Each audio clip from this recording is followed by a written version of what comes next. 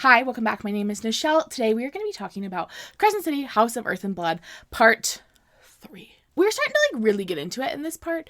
We have kind of started to put together the pieces. We know that we've got multiple things happening. All these mysteries start to connect. And it leads us up to what will be, I would say, maybe the best 200 pages, not in this section, but the next section, is maybe Sarah J. Maas's best 200 pages in any of her books.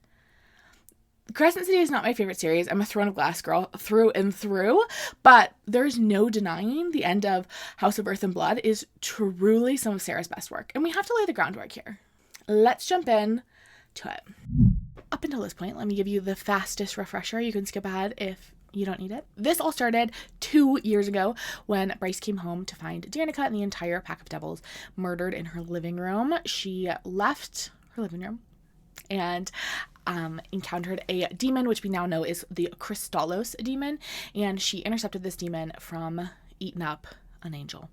And 2 years later, Hunt Athalar is sent essentially by the governor to come act as investigator and also bodyguard for Bryce as they look into the murders, because these murders have started up again.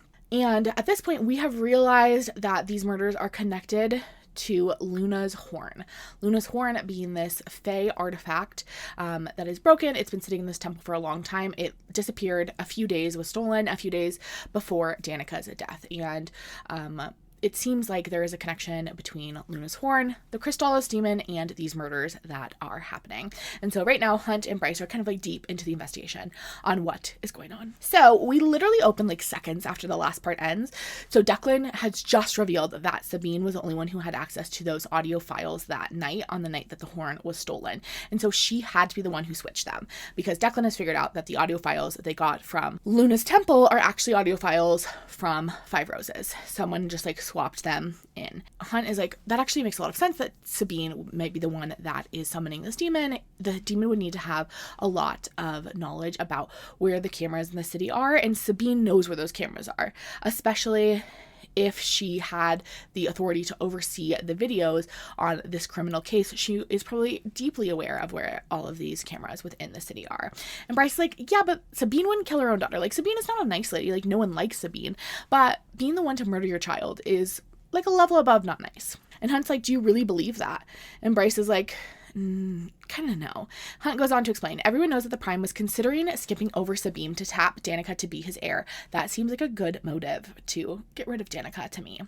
Hunt calls Isaiah to ask him to get his notes on the conversation they had with Sabine the night of Danica's death. So Isaiah is a little wary about suspecting Sabine, and he kind of warns Hunt that they are going to need to tread very carefully if they are including Sabine on the official list of suspects, because Sabine is such a powerful figure within Lunathian.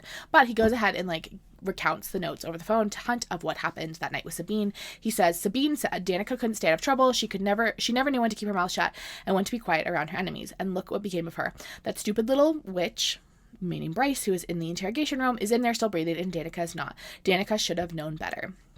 Then Isaiah says, and then you asked what Danica should have known better about, and Sabine said in response, all of it, starting with that roommate. She calls Bryce some names that I'm just uncomfortable repeating, so I shan't. The phone call ends, and again, Isaiah warns Hunt to be careful. And then Bryce and Hunt kind of go back and forth discussing why Sabine would suddenly, after 2 years, be interested in this. Why would she suddenly now be trying to destroy evidence around the horn, and why she would even want that horn in the first place.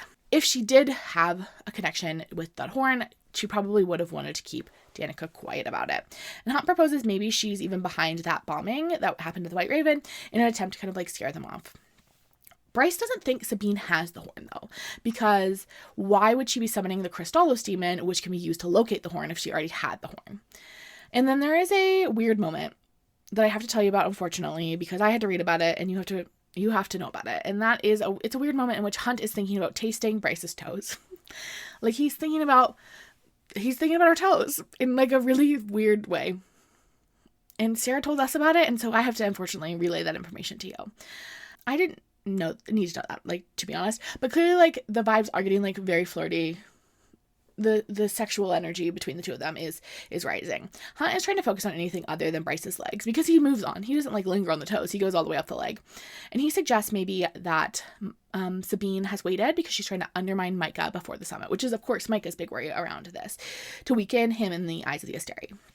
And Bryce is like, I actually don't think Sabine would do that. Like, she's not that power hungry and she's not like petty. She's not super petty. But I like honestly think it's kind of a waste of our time to like try to imagine her motives. We're never going to be able to get into her head. We're never going to know for sure. So they decide to kind of just leave it alone for the night. But before she goes to bed, Bryce announced that she needs to go for a run, even though it's 1 o'clock in the morning. And she wants to go on a run alone. But Hunt is like, no, like, too bad, you literally cannot. It's the middle of the night. Like, we just found out that Sabine is maybe after you, like, no. So the two of them head out on the run. Bryce is blasting her music in her headphones because the one pro of having Hunt have to tag along with her everywhere is that she, like, does not have to be scared. She has, like, scary dog privilege now, except her dog is her boyfriend.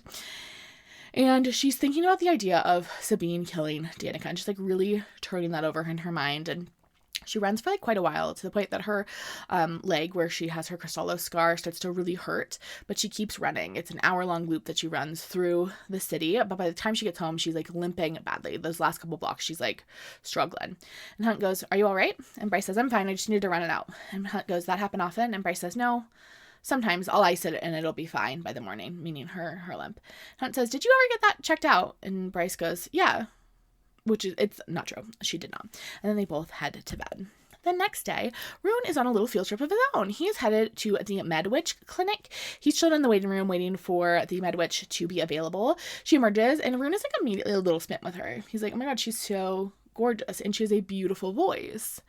And he's like, Fae are like very perceptive to sounds and like very sensitive to them. And so like, I not only need to be attracted to her physically, but like there's been girls that I've been with that I've like had to dump because like I cannot stand the way they sound. And the MedWitch is like, oh my gosh, good morning, Prince. And Rune's like, hi, I know you're busy, but I was hoping you could spare a few minutes to chat with me about this case I'm working on. And then we learn a little bit more about witches and what witches are like in this world. And witches look completely human, but they have similar lifespans and magical capabilities as the other Vanir. And they're only women. There are only women witches.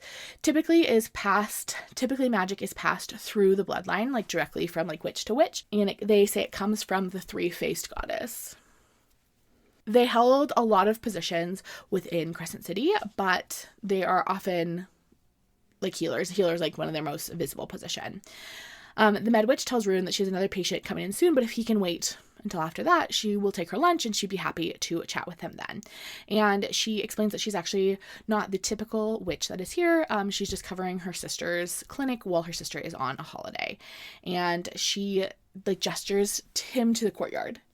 And it is described thusly. She's gestured again to the hallway, graceful as a queen. Rune is just like so smitten with her.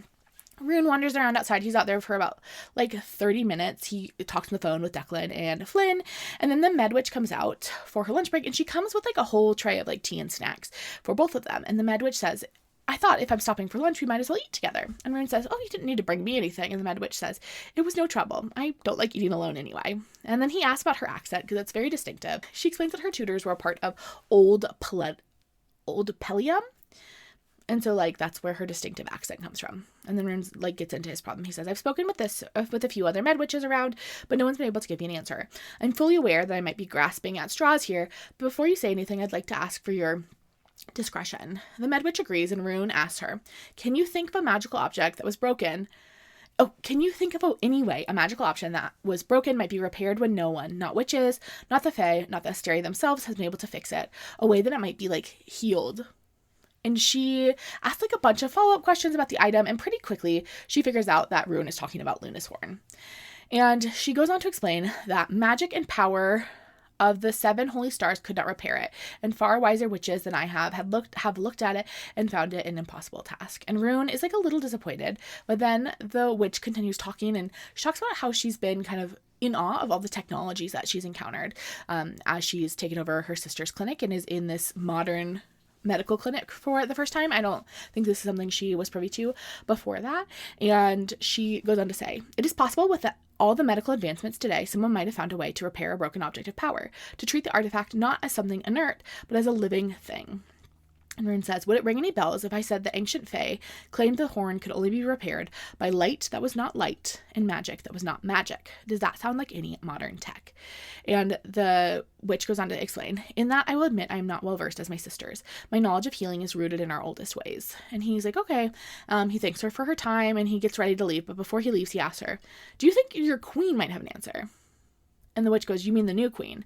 And Rune goes, Hypaxia. I'm sorry about the loss of your old queen. And the witch says, so am I. Hypaxia has been in mourning for her mother. She will not receive visitors until she makes her appearance at the summit. Maybe you can ask her then. And Rune's like, unfortunately, this case is like really pressing. I don't think we are going to be able to wait that long, but like, thank you anyway. And the witch goes, okay, I will pray to Chthona that you will find your answer elsewhere then. And Rune says, hopefully she listens. And the witch goes, hope to see you again, Prince. And Rune leaves and he realizes he never asked for the witch's name because he has no manners. Buddy, you have to ask for her name. It takes a couple days before Victoria finds anything on the cameras. She sends Isaiah to get Hunt from the gallery roof. And Isaiah explains that vibes are terrible back at the Continuum with Sandriel in town. She's like really harshing everyone's vibes. And she won't tell anyone when Pollux is arriving. And so everyone is just like really on edge. Bryce has also been kind of cranky since the Declan situation where Declan told her about Sabine. But Hunt warned Bryce that they cannot do anything. They cannot talk to Sabine. They cannot question like anyone about Sabine. They can't do anything until they get more evidence. Isaiah has been sent to get Hunt because whatever Victoria has found, she wants to show him in person. And Jezebel probably doesn't want all of the auxiliary in her gallery. And then Isaiah's like, hey, be careful. I hope you're like really being careful and like not messing around too much because Micah will come down on him like quite harshly if this investigation goes poorly. This is like clearly an important situation to Micah. Meanwhile, Hunt gets a text from Bryce, who has changed her name to Bryce Rocks My Socks in his phone, and she's added the selfie of her to the text message thread. Bryce says, the gallery roof isn't a pigeon roost, you know. And Hunt says, shouldn't you be working? And Bryce says, how can I be working when you are thumping around up there? Hunt goes, how did you get my password? And Bryce says, I pay attention. And I might have observed you typing in a few times while you were watching a dumb Sunball game. Later, Hunt heads downstairs. It is raining, and they're just like watching the rain out the gallery door. And Bryce says, the forecast didn't call for rain. Someone must be throwing a tantrum. And Hunt says, no, it's illegal to interfere with the weather. Bryce is complaining because she does not want to get wet. And she's supposed to go flying with Hunt. They're supposed to go to the Continuum to talk to Victoria. And she doesn't want to go out there. Like, flying around when it's raining does not seem fun. And she's like, can we get a car? And he's like, with the traffic, it's going to take forever. And Bryce is like, I could get electrocuted up there. And Hunt says, good thing I can keep you safe. Because, like, obviously his lightning powers, he can make sure she doesn't get electrocuted. Also, if you're not touching the ground, I think you can't get electrocuted. Don't quote me on that. Don't test that out. But I think like the issue with like lightning is it's grounding itself. It's like going through you to get to the ground. And I think if you're just like floating in the air, I think the electricity would just like, I don't know, not mess you up. I don't know. I actually don't know if that's true. And Bryce is like, okay, fine, but we will need to circle back and pick up Syrinx before we go home. Hunt is kind of enjoying teasing Bryce as they fly over the city because Bryce has like her eyes closed and her face like tucked into Hunt's shoulder. And he's like, come on, like take in the view. He says, I'll buy you a milkshake if you do. And Bryce says, only for ice cream. And she opens her eyes to look down at the city as it passes underneath them. And Hunt says, not so bad, huh?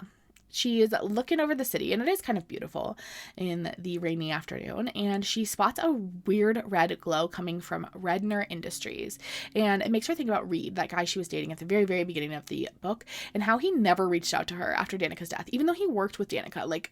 Like one, he knew that Bryce and Danica were friends, so that was, like, the reason they met each other, and never reached out to be like, hey, girl, are you okay? He didn't even send his condolences. She's like, what a rude guy. As they arrive at the Continuum, Hunt reminds Bryce that Victoria is a wraith and just like, I don't know, I think he's just giving her the 411. And they arrive in Victoria's office. Victoria passes over a folder of some images from the camera, which are near grids where there were temperature fluctuations. The only thing they can see in the photo, though, is a clawed foot from Moonwood last night. There are a few more photos, but like there's nothing but like a couple little blurs. And Bryce confirms, though, that foot is the Crystallos demon. Vic says, I couldn't find any temperature fluctuations from the night of every murder, but I did find one from when Maximus Tertarian died, 10 minutes and 2 blocks away from him. No video footage, but it was the same 77-degree dip made in the span of 2 seconds.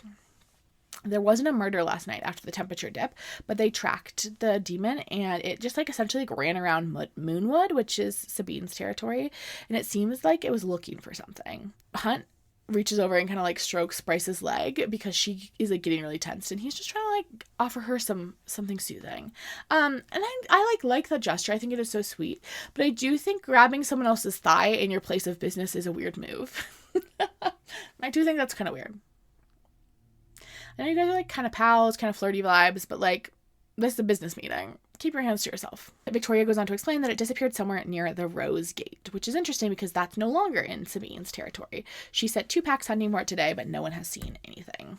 Back at the gallery, it's still raining, and Hunt is watching as Bryce is trying to convince Syrinx to go outside. Syrinx hates the rain, and she is literally like tugging him out the door as he like digs his nails into the carpet, and Hunt considers filming it because it's so like delightful to him, but instead he like just like scoops up Syrinx with his wind magic and grabs him, and Syrinx growls at him, and Hunt says, "None of that, beastie." And Bryce is limping when they get out the door from like wrestling with Syrinx, and they head home, change, and immediately head out to the Rose Gate to do some investigating themselves. By the time they get to the Rose Gate, Bryce is limping pretty badly, but Hunt doesn't want to say anything because he knows that Bryce is like kind of sensitive to that sort of stuff and he'll get upset about it. They find the camera that caught the blur from the demon. They aren't really seeing anything of note, but then Hunt sees something. Hunt goes, "Maybe we were wrong about the ley lines." And Bryce says, "What do you mean? The Crystallos appeared near all those streets. We thought it was because they were close to the ley lines." Hunt says, "We thought it was because they were close to the ley lines, but we forgot what lies right beneath the streets, allowing the demon to appear and vanish without anyone noticing. The perfect place for Sabine to summon something to order it to move around the city." And he points to the other side of the gate where there is a sewer grate. They start peering in the sewer grate. Hunt isn't seeing anything. It's like really smelly. And Bryce says, "Can't you go down there and like find some clues? Like some claw marks or something?" And Hunt says, "This isn't some crime scene investigative drama, Quinlan, and it's not that easy." And Bryce is like, "Maybe we could go down there. We could maybe pick up Sabine's scent." Hunt says, "You haven't made the drop. I'm not bringing you into the sewers." And Bryce says, "Spare me the protective BS. I can handle myself." Hunt says, "It's not about you, sweetheart.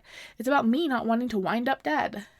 And Bryce's like, "Can't you use your lightning thing to protect us?" And Hunt says, "There's water down there. Adding lightning to the mix does not seem wise." Hunt thinks maybe instead he should talk to his contacts down in mini waters because all sewers lead to the ocean. Well, they lead to the river, which eventually leads to the ocean. Because I know this because of Finding Nemo, obviously. Bryce wants to head to the docks like immediately, but Hunt is like, "No, it's getting like way too late. That is way too dangerous. We will go in the morning." And Bryce kind of like groans, but Hunt says, "I had fun with you, Quinlan. Despite how terrible this case is, despite all of it, I haven't had fun like this in a while." And Bryce says, "Hang with me, Athalar, and you might get rid of that stick up your butt after all." By the time they get home, they are wet and muddy, and Bryce makes Hunt hose off on the roof because they're such a mess. And she gets downstairs and she immediately hops in the shower. And Hunt knocks on the door and says, "Hey, the soap in the guest room is out. Do you have another bar?" And Bryce says, "Yeah, there's some in the hall linen closet. Just take whatever." And this did, to me, bring up an interesting conundrum. Because, like, as the host, how much bath soap are you obligated to provide a house guest? Because as a girly, I will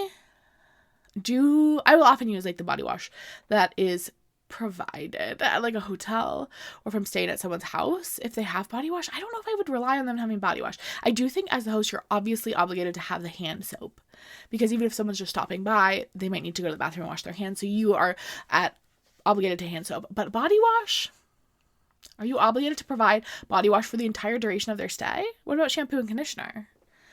I never use a shampoo and conditioner that's provided. My hair needs something special.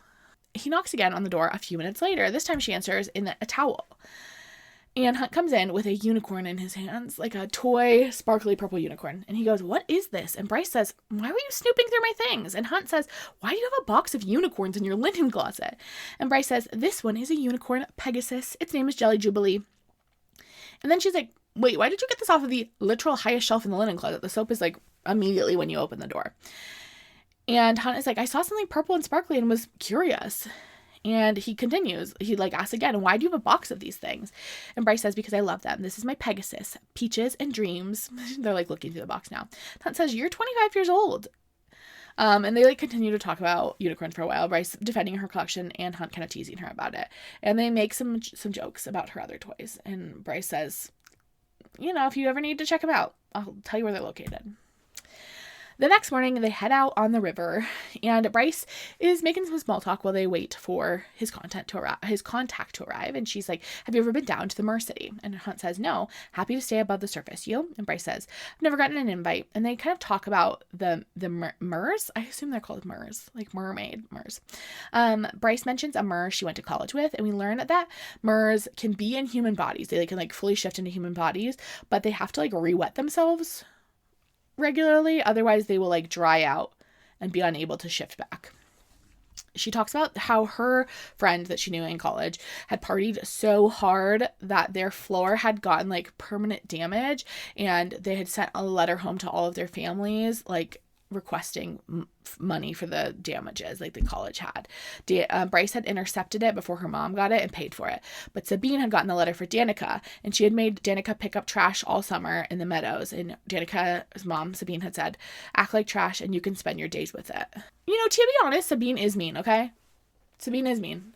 But like maybe she has a little bit of a point. Because like, what do you mean the whole floor is so damaged that you're having to pay fines? Like, I don't know. Maybe they were sending out fines willy-nilly, but we were not sending out fines willy-nilly. And college students get so annoying. I was an RA for 1 year when I was in college, and I have a video. I think I probably talked about it before because it's one of my prized possessions of me and my good friend Holly. We were on duty for the night, so we were in charge of all the children. It was like a Friday night, and we had to do these duty logs, and they weren't typically written, but Holly and I did ours video form, like vlog style, and we explained everything we saw, and we were like so chill about it, and it was like the most ridiculous stuff. We were like, "Hey everyone, so we just did our 9 o'clock round, and things are like pretty quiet on the hall. There is an entire like grocery store sheet cake that has been thrown at the wall, but then it was just thrown in the trash, but there is frosting all over the wall. Also, it does look like the top railing in the central staircase has been removed from the wall. It's hanging on by one bolt, but that will probably need to be seen too." And then you get like updates throughout the night. We're like, "Hey, 3 o'clock round. So the railing is now completely missing. We don't know where it was. We don't know where it went.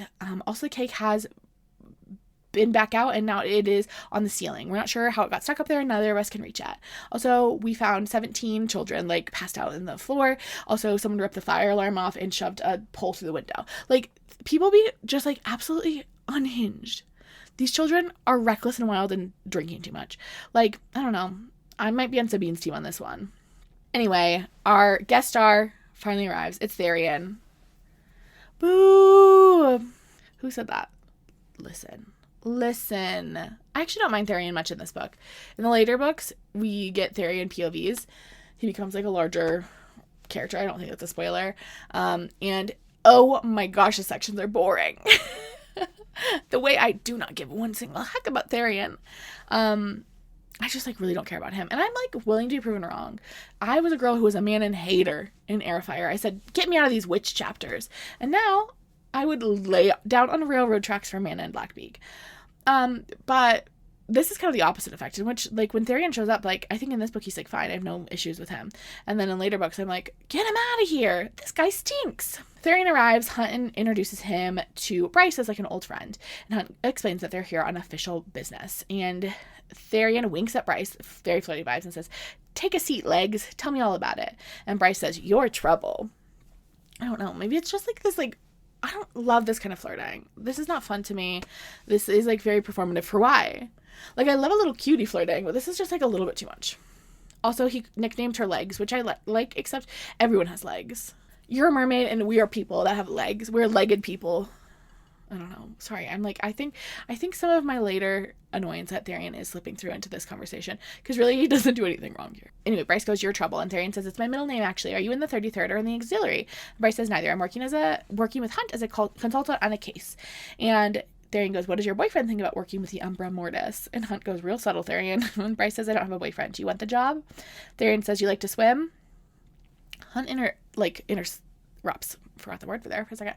Hunt interrupts. He decides he's done with, like, this flirting, and he would like to explain while they're there. Therian is the captain of the intelligence for the River Queen. And then we learn a little bit more about mares. Mare people can do water magic. The River Queen's magic is strong enough, supposedly, to, like, wash away the entire city if she wants. And she's sisters with the Ocean Queen. So we've got 2 water queens.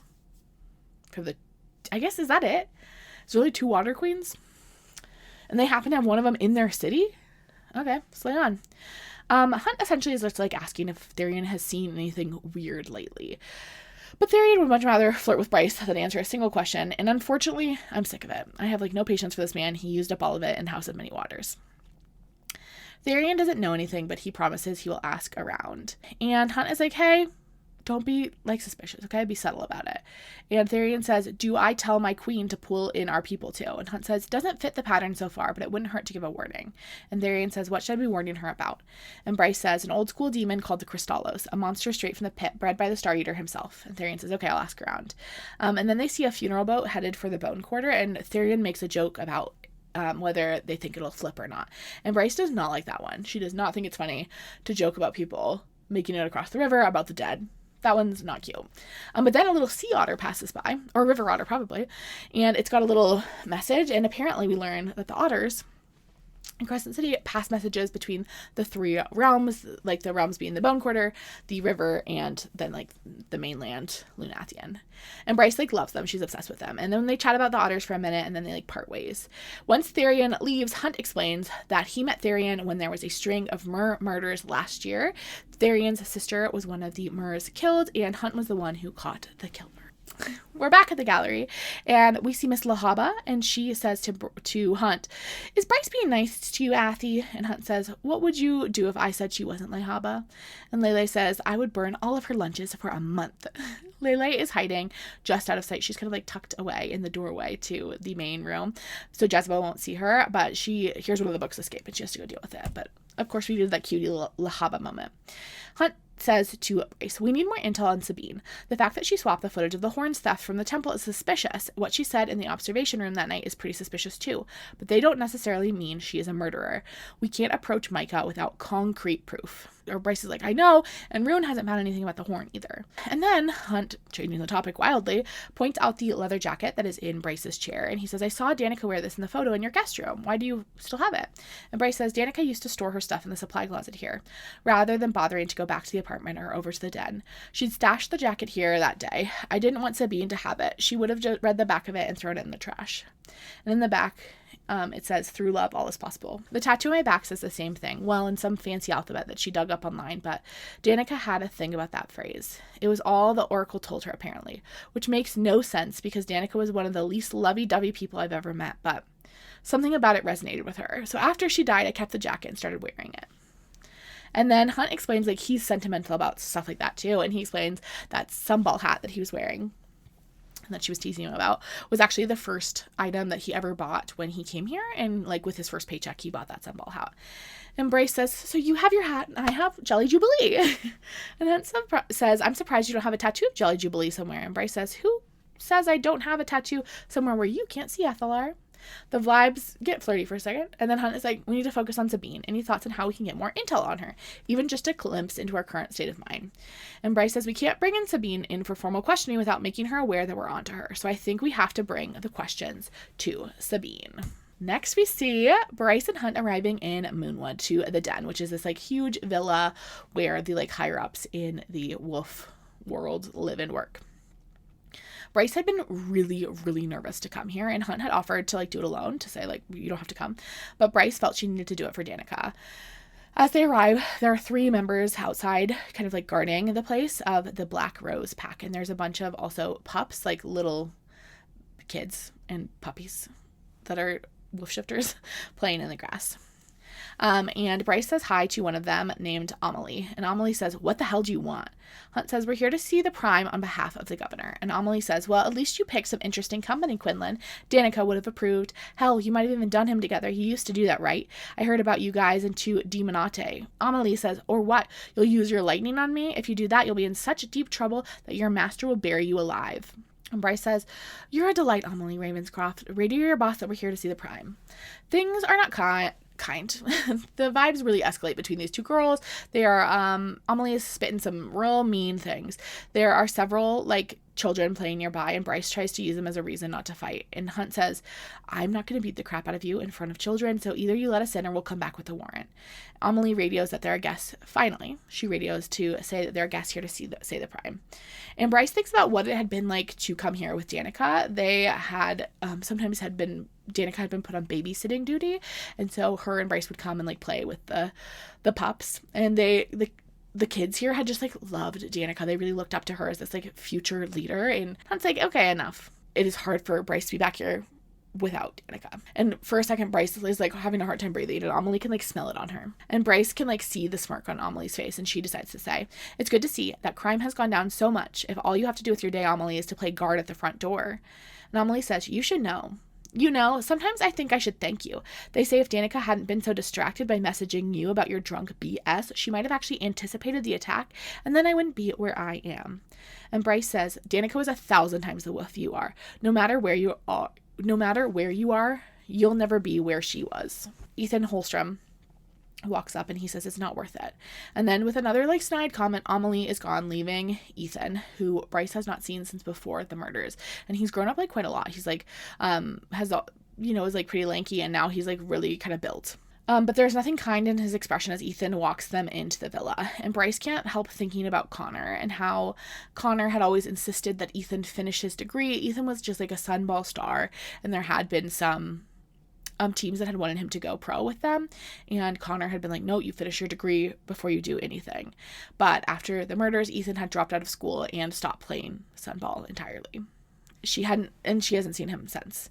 Ethan says, the prime is taking a nap, Sabine will meet with you, which was like Hunt and Bryce's plan all along. They didn't really need to meet with the prime, and they know that like because the prime is so old that like honestly it would have been like trickier for them to meet with the prime. As they climb the stairs towards Sabine's office, Bryce is thinking about Ethan's voicemails that came in the days after the murders. The 21 ignored calls from Ethan, all in the first few days following the murder. The half-dozen audio mails.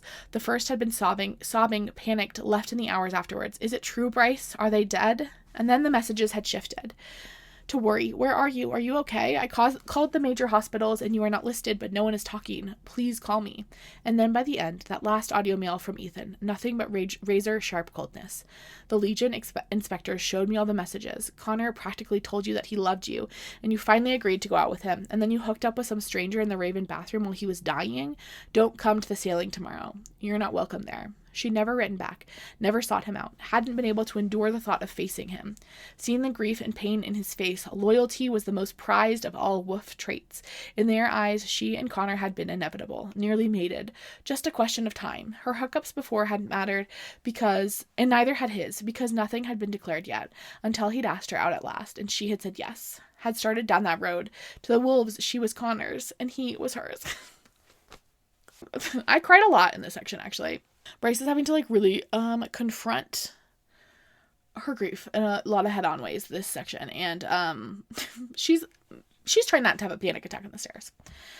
They make it to Sabine's office, and Sabine is pissed to see them. She's like, you have some nerve coming here. And Bryce starts just like to get so upset at the idea that Sabine would kill Danica. And Hunt says, well, we wanted to meet with the prime. Sabine goes, and Hunt says, about your daughter's murder? And Sabine says, stay out of our business. And then she turns to Bryce and she says, where the hell is my sword? Bryce doesn't respond to that, and she just like continues in the like planned conversation. We have intel that suggests that Danica was stationed at Luna's temple the night the horn was stolen. We need the prime to confirm. And Sabine says, what does that have to do with her death? And Hunt says, we're putting together a picture of Danica's movements before the Kristallos demon killed her, who she might have met, what she might have seen or done. Sabine doesn't react to the type of demon being named, even though this isn't public information. So it does seem like she at least is aware of the type of demon. How she came about that, we can't know, but like maybe she is the one summoning it. Sabine says Danica wasn't at the temple that night. She had nothing to do with the horn being stolen. And it's like clearly a lie. They like know for a fact that Danica was there, and it seems to confirm their suspicions that Sabine is hiding something. And Sabine says, who told you Danica was at the temple? And Bryce says, no one. I just remember her mentioning. Sabine says, you thought? It's hard to remember, isn't it? When you were high, drunk, and hooking up with strangers. And Bryce says, you're right. This was a mistake. And Bryce turns and just like starts to sprint out of the room. And Hunt follows her, like calling out her name, being like, girl, come on, we're okay. Ethan stops them. And Ethan says, tell me what this is about. And Hunt says it's classified. And Bryce says to Ethan, it's starting again. We're trying to figure out why and who's behind it. There have been 3 murders so far. The same way. Be careful. warn your pack to be careful. And Ethan says, okay, I will let you know if I hear anything. And Hunt says, do you need our numbers? And Ethan says, I have hers. Are you going to bother to reply this time? And Bryce just like pushes past him and pieces out of the room. She passes by the Prime on her way out of the door, and Bryce like bows to him as she should. And the Prime offers her a smile, and he has the same eyes as Danica, and it's just like gutting to see him. And his kindness is almost worse than like the derision she receives from every other wolf in the place. Ethan follows her out. Ooh. Ethan follows her outside and says, you never deserved him. And Bryce goes, I know. Oh my God, maybe I could just give her a little hug. Poor little nugget. Ethan says, you made some dumb choices, Bryce, but I never pegged you for stupid. She wants you dead. And Bryce says, likewise, Connor would be ashamed of you for letting Amelie run rampant, for letting a piece of crap like that be your alpha. And Ethan says, don't you ever say his name again. And Hunt steps between them and tells Ethan to like walk away as like Bryce and him leave through the gates. And Amelie shouts as she's leaving, you're trash, Quinlan. They go back to the apartment. Bryce is still clearly like reeling from her time with everyone at the den. And Hunt is like, Sabine lied about Danica not being at the temple, but we need a solid plan for catching her if she is summoning a demon. And Bryce is like, I'm so sick of waiting. Can we just arrest her? And Hunt is like, she is the unofficial head of the Moonwood and basically the prime of the wolves, if not entitled and in every other way. We have to be careful about how we approach this. For the fallout could be catastrophic. And then Hunt's like, what is Amelie's problem with you, by the way? And Bryce reminds Hunt that all of her messages from that night were leaked to the local for like the paper, and Amelie had a crush on Connor from his childhood. So to see one that Connor and Bryce were like had something romantic, and that Bryce kind of betrayed that, just like upset her to no end. Hunt says, it's been 2 years. Do people really still bring up those messages? And Bryce says, of course. And then Bryce goes on to explain that she had to shut down all of her social media accounts because the online hate got so bad. And she talks about how it had gotten so bad that one night she had gone up to the roof and she was just like looking over the edge. And she's like, the only reason I did not jump was because Juniper called, and she's like, I don't think I would still be here if she hadn't. And Juniper had like rushed over, had heard something in the way that Bryce was talking, had rushed over and had not left her side for 3 days. And Hunt says, people are terrible. And Bryce is just thinking about how his life has been like so much worse than hers, that he's had to endure so much as like a slave over all these years. And then she asks him, did you make up your own nickname? The Shadow of Death? And Hunt says, do I look like the sort of person who has to make up his own nickname? Bryce goes, no. Hunt says, they only call me that because I'm ordered to do that kind of stuff and I do it well. They would be better off calling me the Slave of Death. I know that visit today was hard, and I know I didn't act like it at first, Quinlan, but I'm glad you got put on this case. You've been really great. And then Bryce starts talking about Randall and his military service, and Hunt mentions that he like recognized him in the photo, and he never fought alongside Randall, but he like is aware of him because he is such an like excellent sharpshooter. And Bryce explains that Randall is the one who taught her to shoot. And then Jezba's like, you better get to work, bestie. She doesn't call her bestie. She says, get to work. We have a client coming in 30 minutes. If you're not there, I'll turn you into a raccoon. Probably not anything that nice. A scam. What animal was I trying to say? A salamander, I think. Okay. So they head to the gallery. Bryce tells Hunt it's probably for the best for him to stay on the roof today because Jezba seems kind of like cranky. She seemed not pleasant on the phone. Hunt is like, that's fine. And then not long after they ride, Hunt texts Bryce to tell her that Isaiah called him away to consult in the case, but Justinian will watch over her. And then Jezba calls to yell at her. Later that day, Hunt is back on the roof of the gallery. He hadn't realized how hard the trip to Moonwood would be on Bryce. He makes sure there's no one around before he pulls up the video from the night of the murders on his phone. The video they have of the Kristallos demon. It's not much, and it's mostly blurry. They don't have the image of the Kristallos demon going into the building. They just have it leaving. And then right afterwards, it comes Bryce. And Bryce just has this look of like absolute fury on her face as she sprints out. He'd watched it at the time, obviously, but he's thinking about how Bryce does not remember him from those interrogations that night. And he's also thinking about the fact that Bryce was not at Danica's sailing. And like maybe it was to avoid Sabine, or maybe there was other reasons. And Bryce wasn't there to see. Danica's boat went straight across. There had been a lot of other people that had been there watching that day, kind of waiting to see what had happened. The audio from the apartment building's call camera of Danica's begging for mercy had leaked a day before. Hunt has suspected that half the people who had come to her sailing hoped Danica's begging meant she had been given to the river, that they could deem the haughty and wild Forma Alpha a coward. but she like went straight across. Sabine left immediately after Danica sailing and didn't even wait for the rest of the pack. Hunt had seen Ethan like sobbing, just being held up by a few of his teammates as he sent Connor's boat across. Naomi had always like talked about Ethan and how he was like a gifted warrior and a really good guy, but like Hunt is like, he doesn't seem like a good guy. He treated Bryce horribly today. He does not, not acceptable. And he's on this roof and he's just like staring out over the bone quarter in particular. And he is like, no one knows what happens in the bone quarter, and he's wondering what's happening out there. And he's wondering particularly if Danica remembers this, her friend who would do anything to destroy her killer, who was loyal until death and beyond. He's like, I wonder if Danica realizes that Bryce still loves her this much. Later that night, Bryce is alone in her apartment, and she's chatting on the phone with Juniper, chatting with Juniper about whether Juniper is going to get this promotion. She's not sure yet. We'll find out soon. Hunt, meanwhile, flies by to confirm that she's safe and sound in her apartment. He's headed out to the bar to meet up with some of his friends. He invited Bryce to go, but she said, no, I'd rather stay home. Bryce promises that she will open her apartment door for anyone, that she's here. Juniper invites Bryce to a dance class, not right now, but like in the future. She's like, hey, there's this dance class taught by like this really cool teacher. And Bryce's like, no, it fills up really quick, I'm sure. And Juniper's like, I had her save you a spot. But Bryce is like, no. And Juniper is like, Danica would be heartbroken to hear you don't dance anymore, even for fun. And Bryce says, I'll think about it. But like, she can't. And then Bryce is like, could you come over tonight and watch some TV? Like, there's a show on that we love to watch. Hunt's gonna be out with his friends. And Juniper points out that Hunt like might actually be like a pro. Like, she might be more convinced if he was there because he's like so hot. And Bryce is like, well, he's unfortunately hung up on someone else.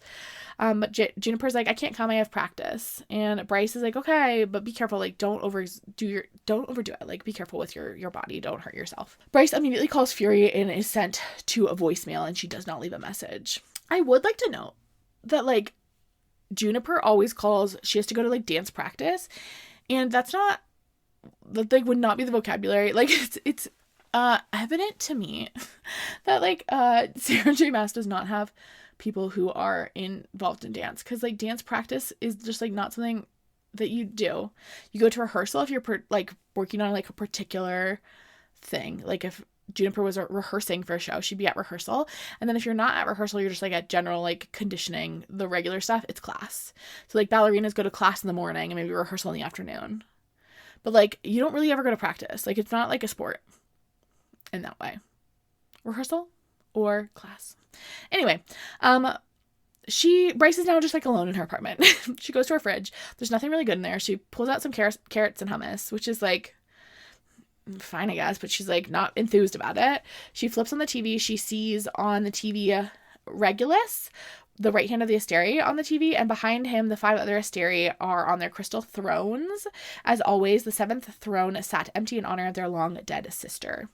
And then she changes the channel, and it's another news channel, and it's a news channel kind of reporting on the wars that are happening in northern Pangaea, where these humans that are in these like mech suits are going toe to toe with the Imperial Legion. And then he flips channels again, and there's humans like starving in the Eternal City. So just like news in bad times, and she's like, I don't watch that. She switches over to some home decorating show. She's got some HGTV on, and Syrinx is curled up on the couch next to her. It's only like 5:30. She's like, what am I gonna do all night? She's getting antsy, and she can like feel the depression creeping in. And she turns to Syrinx and she says, I'll be back soon. And Syrinx is like, oh, but he goes in his crate and like pulls the door closed behind him, and Bryce locks him in. And then she leaves. Hunt gets a call at the bar from Naomi, letting him know that Bryce just left her apartment. Naomi is currently tracking her as she heads towards Five Roses. Hunt is like, send me the coordinates, I'll be there soon. And Victoria's like, you should have known better, friend. Hunt goes, yeah. And Isaiah goes, you could let Naomi handle her. And Hunt says, I have a feeling that would result in them unleashing hell together, and I'd still need to go on their fun. See you guys later. He was like, I honestly kind of expected this. Honestly, it took her longer than I thought it would. I can't believe she stopped and ate the hummus first. Hunt lands in Five Roses, and Naomi like immediately directs him over to where Bryce is. And Hunt says, you couldn't give me 1 hour of peace. And Bryce says, I wanted some fresh air. And Hunt goes, and Bryce is like, I'm waiting for you to start yelling. And Hunt says, I'll yell when I find out what was so important that you broke your promise. Bryce very reluctantly admits that the quiet is really hard for her to endure sometimes, but she didn't want to interrupt his night out. She knows that because all of his friends are in the aux, that having a rando outsider would make everyone uncomfortable, and she didn't want that. She wasn't headed out to meet with anyone. She just wanted to go on a walk. And Bryce says, I knew you'd send a babysitter. Is this the part where you start yelling? And Hunt says, would you like me to yell, Bryce Quinlan? And Bryce goes, maybe. And Hunt says, that can be arranged. He's so busy staring at Bryce's mouth in this interaction that he doesn't hear it as the Crystallos demon appears and immediately takes a chunk out of his shoulder. Hunt shoves Bryce out of the way. Then he goes for his knife. Bryce is freaking out as Hunt and the demon are tussling. Everyone around them is running and screaming. Hunt is trying to shoot off his lightning powers, and he shouts for Bryce to get back up. She's meanwhile having PTSD flashbacks of the first time she saw the Crystallos demon as the creature lunges for Hunt. Hunt stabs him again, but it doesn't really seem to do anything. And then the demon gets a really good bite into Hunt's arm, and Hunt's lightning immediately peters out. So Bryce doesn't grab her phone. Instead, she grabs Hunt's gun. She shoots the demon, misses, but the demon obviously feels her coming over and goes to attack her. Hunt comes behind and is stabbing it. Bryce tells Hunt to move, and she shoots it in the head, and then Hunt cuts the head of the demon. There are sirens coming. Someone helps her to her feet, but Hunt collapses next to her. He's pretty badly injured. A med witch comes over and starts to tend to Hunt's injuries. She gives him some leeches to suck the poison out of his wounds. Hunt says, I think that his venom nullified my power. As soon as it bit me, I couldn't summon my lightning. No, Naomi appears and then checks on both of them. And Naomi says to Bryce, you should let the med witch examine you. And Bryce is no. Naomi says, if Hunt can let the med witch work on him, then you. But before Naomi can continue pressuring Bryce into getting some medical attention, there's a wave of power and Micah arrives. And Micah's what happened? And Hunt explains that there was an ambush from the demon from the shadows. And the demon attacked him, and then Bryce and him worked together to kill it. And Micah says, we cannot let press get wind of this, or the others coming in for the summit. And Naomi says, okay, we'll keep it out of the papers. And Micah shakes his head and then just lights the demon's body on fire and turns it to ash. Okay. And Hunt was we needed to examine that for evidence. And Micah says, no press. Meanwhile, the med witch is still just tending to Hunt's wounds. And Bryce is doesn't this kind of not make sense at all? Was the horn somewhere close by? Or did Sabine send the demon after them? What the heck was going on? And Naomi's why did it target you guys? And Hunt's seems like everyone wants to take a bite out of me. And Naomi gives him a look, but it's clear she doesn't buy it, and she leaves. And Hunt is I guess we must have hit a nerve with Sabine. She must have figured out we're on to her. This was either a warning, the club bombing, or a failed attempt to take care of a problem, she did with the Acolyte or the guard. And Bryce is yeah, but it doesn't make any sense. You killed it. We killed it so quickly. Danica was strong. Connor was strong. Either one of them could have taken on that demon and walked away, but the entire pack of devils was there that night. Even if the venom nullified some of their powers, the entire pack could have... And Hunt's well, Micah didn't even walk away from it. And Bryce says, yeah, but I have twice now. And Hunt's maybe it has a Fae weakness. And Bryce says, I don't think so. It doesn't seem like it's adding up. And Hunt says, we'll lay it all out tomorrow. I think tonight it's just time we tell him about our suspicions around Sabine. They go over to Micah. They explain to him what they think is happening with Sabine. And Micah's you need more evidence. And Micah says, come to me when you have concrete proof, or if you find that horn. If someone's going to that much trouble over it, there's a good chance they found a way to repair it. Hunt decides they can just go home, and people are still investigating, and maybe people will have questions, but Hunt's they know where to find us. And so they head home. Minutes after they leave, Rune arrives on the scene, and he's looking over where the demon was burnt up, and he's looking at some blood on some moss, and he's gonna touch it when the medwitch appears behind him. And the medwitch is I wouldn't do that. Its venom lies in its saliva, but the blood is probably also got some bad stuff in it. She explains she recognized the demon because she had tutors who made her study really ancient texts, so she's familiar with the Crystallos. The medwitch also says that she has come across some potential research that might relate to the questions he was asking about this technology healing the horn sort of thing. But she's headed out of town.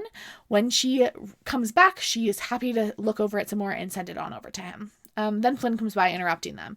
And Flynn is who was that? And Rune's I don't know. I still haven't been able to ask her name. Hunt and Bryce get home. They get rained on the entire flight home.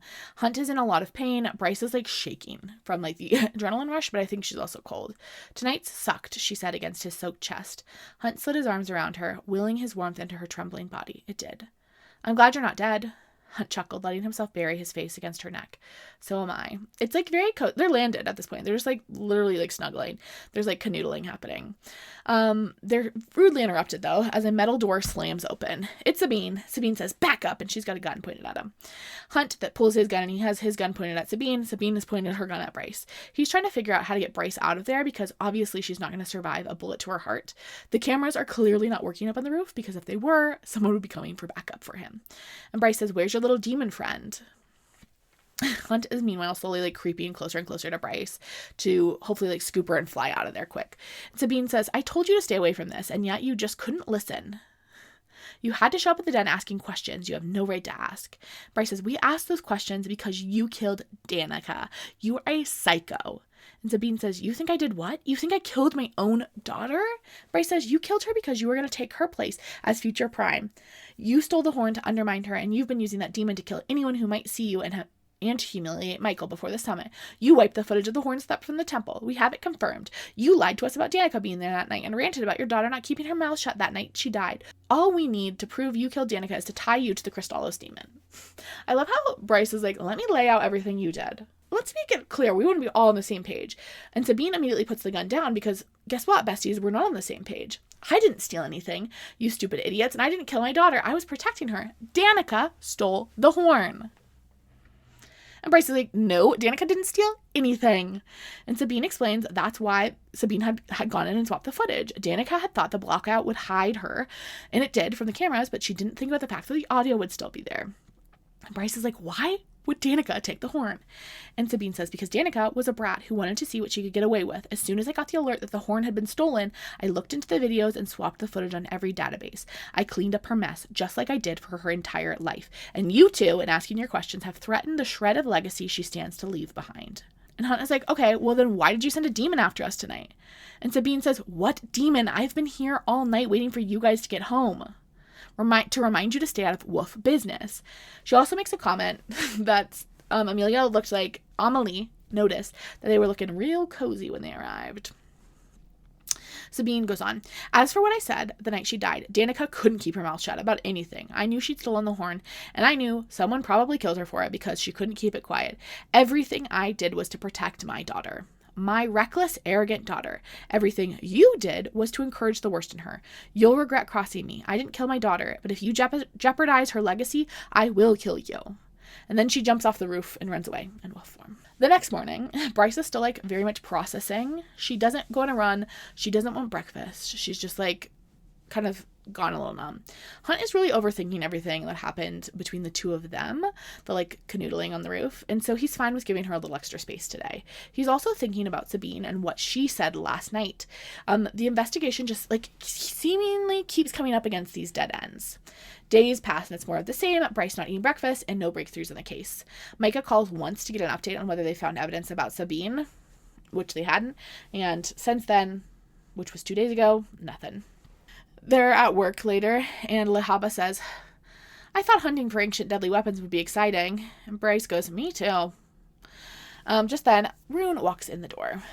And Lele goes, "Your Highness!" And Bryce says, "To what do we owe the pleasure?" And Rune says, "I just wanted to check in. Anything new?" And Bryce says, "No." "Anything about the horn?" And Rune says, "What's wrong?" And Bryce says, "Nothing."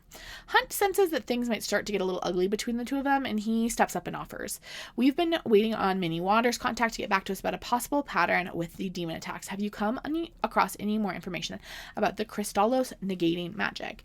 And Rune says, "No, I still haven't found anything about the creation of the Crystallos except that it was made from the blood of the first starborn prince and the essence of the Star Eater himself.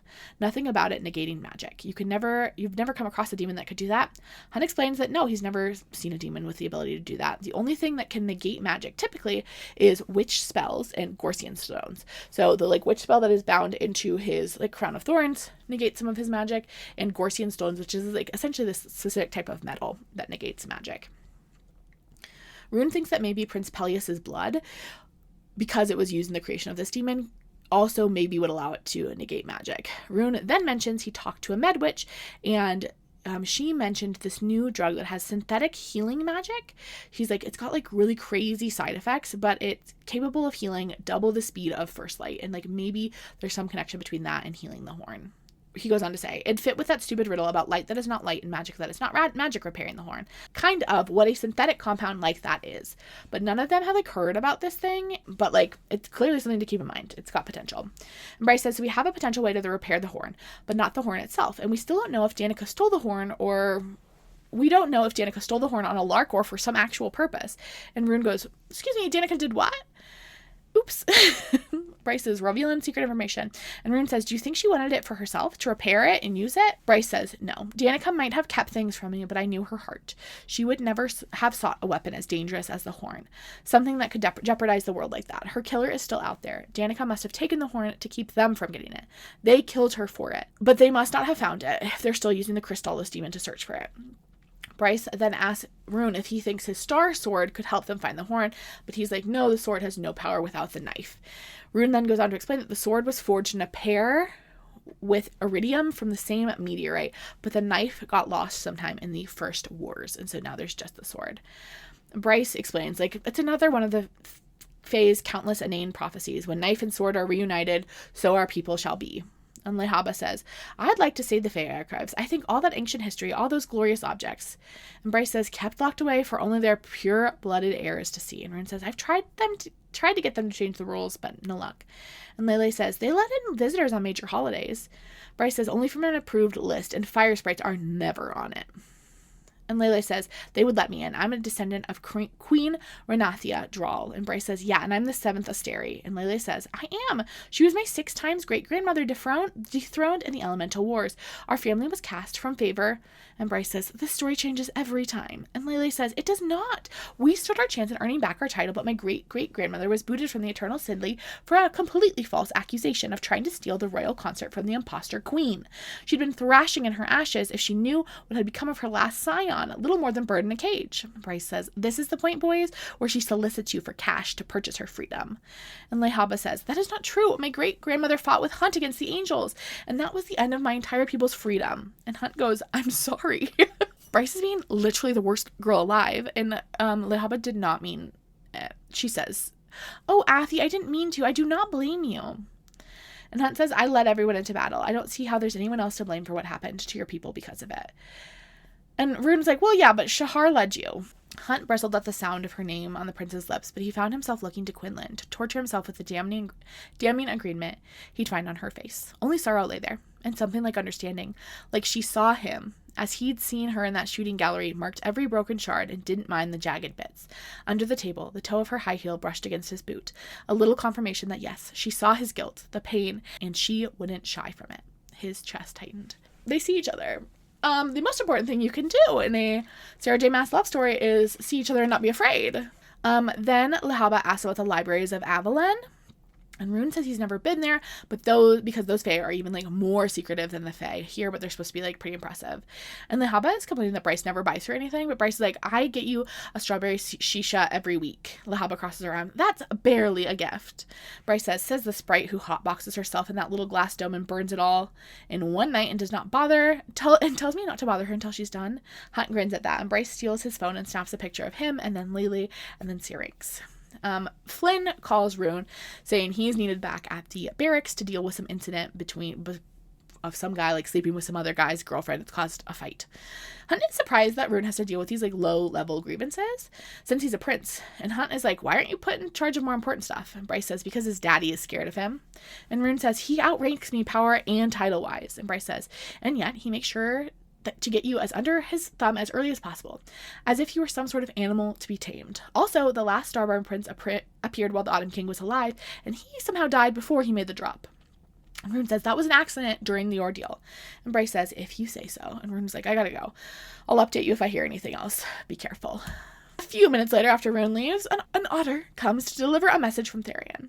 The note on top of this stack of paper says, "I think you'll find this of interest. Kisses, Therian."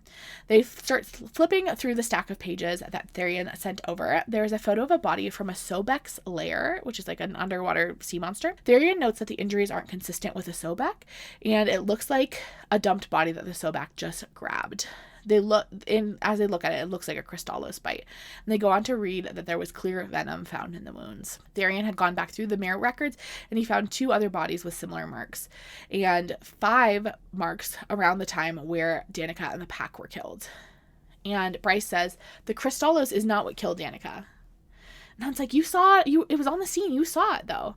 And Bryce says, I saw it in the hall, not in the apartment. Danica, the pack, and the other 3 recent victims were in piles. These wounds aren't the same. The Crystallos wanted to get at your organs, not turn you into a heap.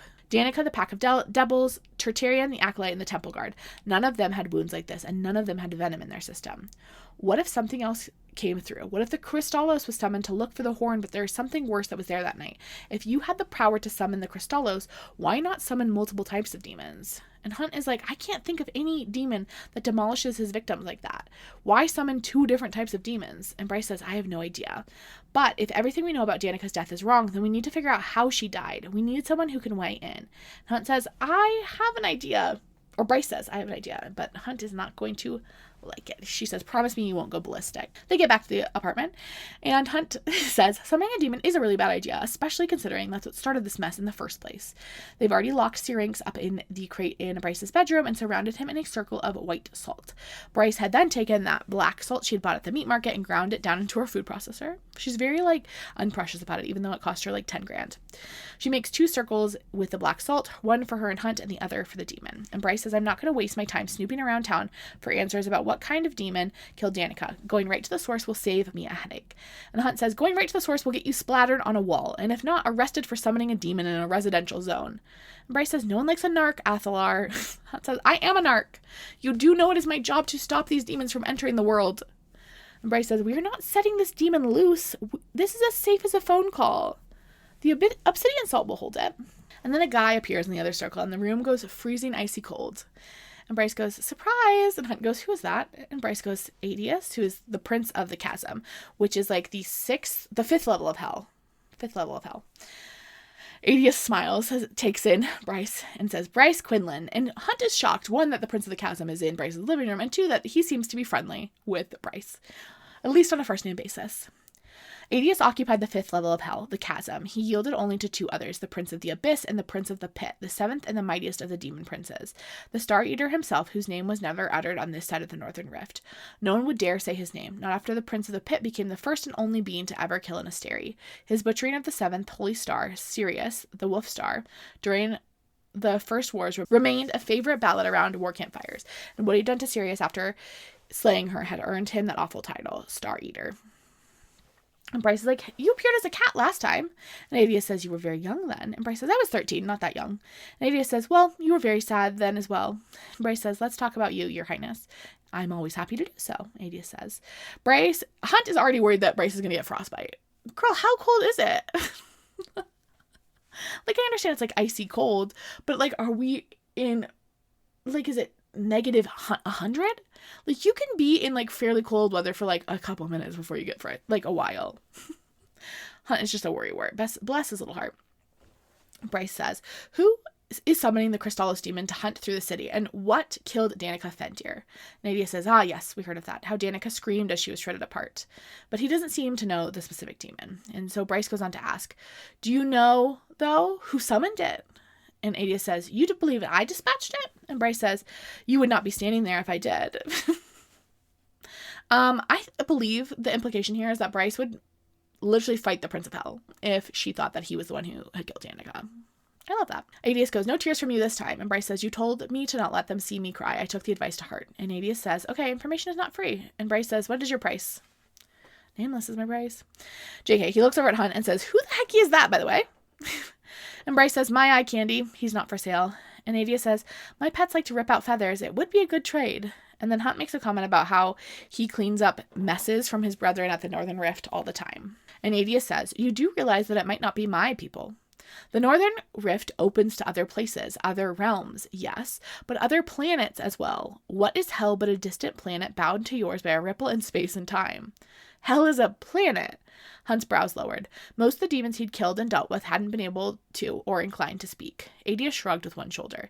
It is as real a place as Midgard, although most of us would have you believe it wasn't. The prince pointed at him. Your kind, the fallen, were made in Midgard by the Asteri, but the Fae, the Shifters, and many others came from their own worlds. The universe is massive.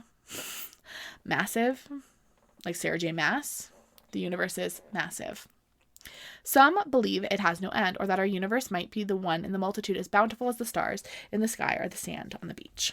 And Hunt is like, okay, so it's not you? And Adius explains that some of the lower princes might be stirring up trouble, but the higher princes are not interested in Midgard particularly. And Hunt's like, well, didn't you guys want to live here once upon a time? Why would that change? And Adius says, it's dreadfully amusing to hear the stories the Asteri have spun for you. What blinds an oracle, Bryce? And Bryce says, what kind of cat visits an oracle? And Adius says, winning first words, I did not know what you might prefer now that you are grown, but I may appear more like that if it pleases you, Bryce Quinlan. And Hunt says, better yet, don't appear at all. And Adius says, your temperature drops, I shall depart. And Bryce says, please, just tell me if you know what killed Danica. Please. And Adius says, run the tests again. Find what is in between. And then he's getting ready to go. He's starting to fade. And Bryce says, Adius, thank you for that day. And Adius says, make the drop, Bryce Quinlan, and find me when you are done. The oracle did not see, but I did. And then Adius vanishes. And then they're back in the living room. It's normal temperature again. And Hunt says, first of all, F you for that surprise. And Bryce says, okay, well, if I would have told you first, you would have never let me summon Adius. And Hunt says, yeah, because we should be dead right now. Are you insane? And Bryce says, I knew he wouldn't hurt me or anyone with me.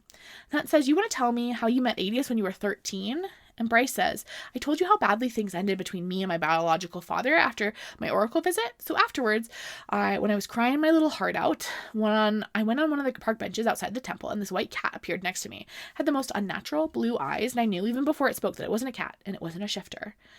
And Bryce was like, who summoned him that time? And Hunt asks, who summoned him that time? And Bryce says, I don't know. Jezebel told me that the princes can sneak through the cracks in either rift, taking the form of common animals. But then they are confined to those forms with none of their own powers, save for the ability to speak. And they can only stay for a few hours at a time. And then Bryce recounts kind of like the whole story of her seeing Adius after the oracle and their little exchange. Again, what blinds an oracle? What kind of cat visits an oracle?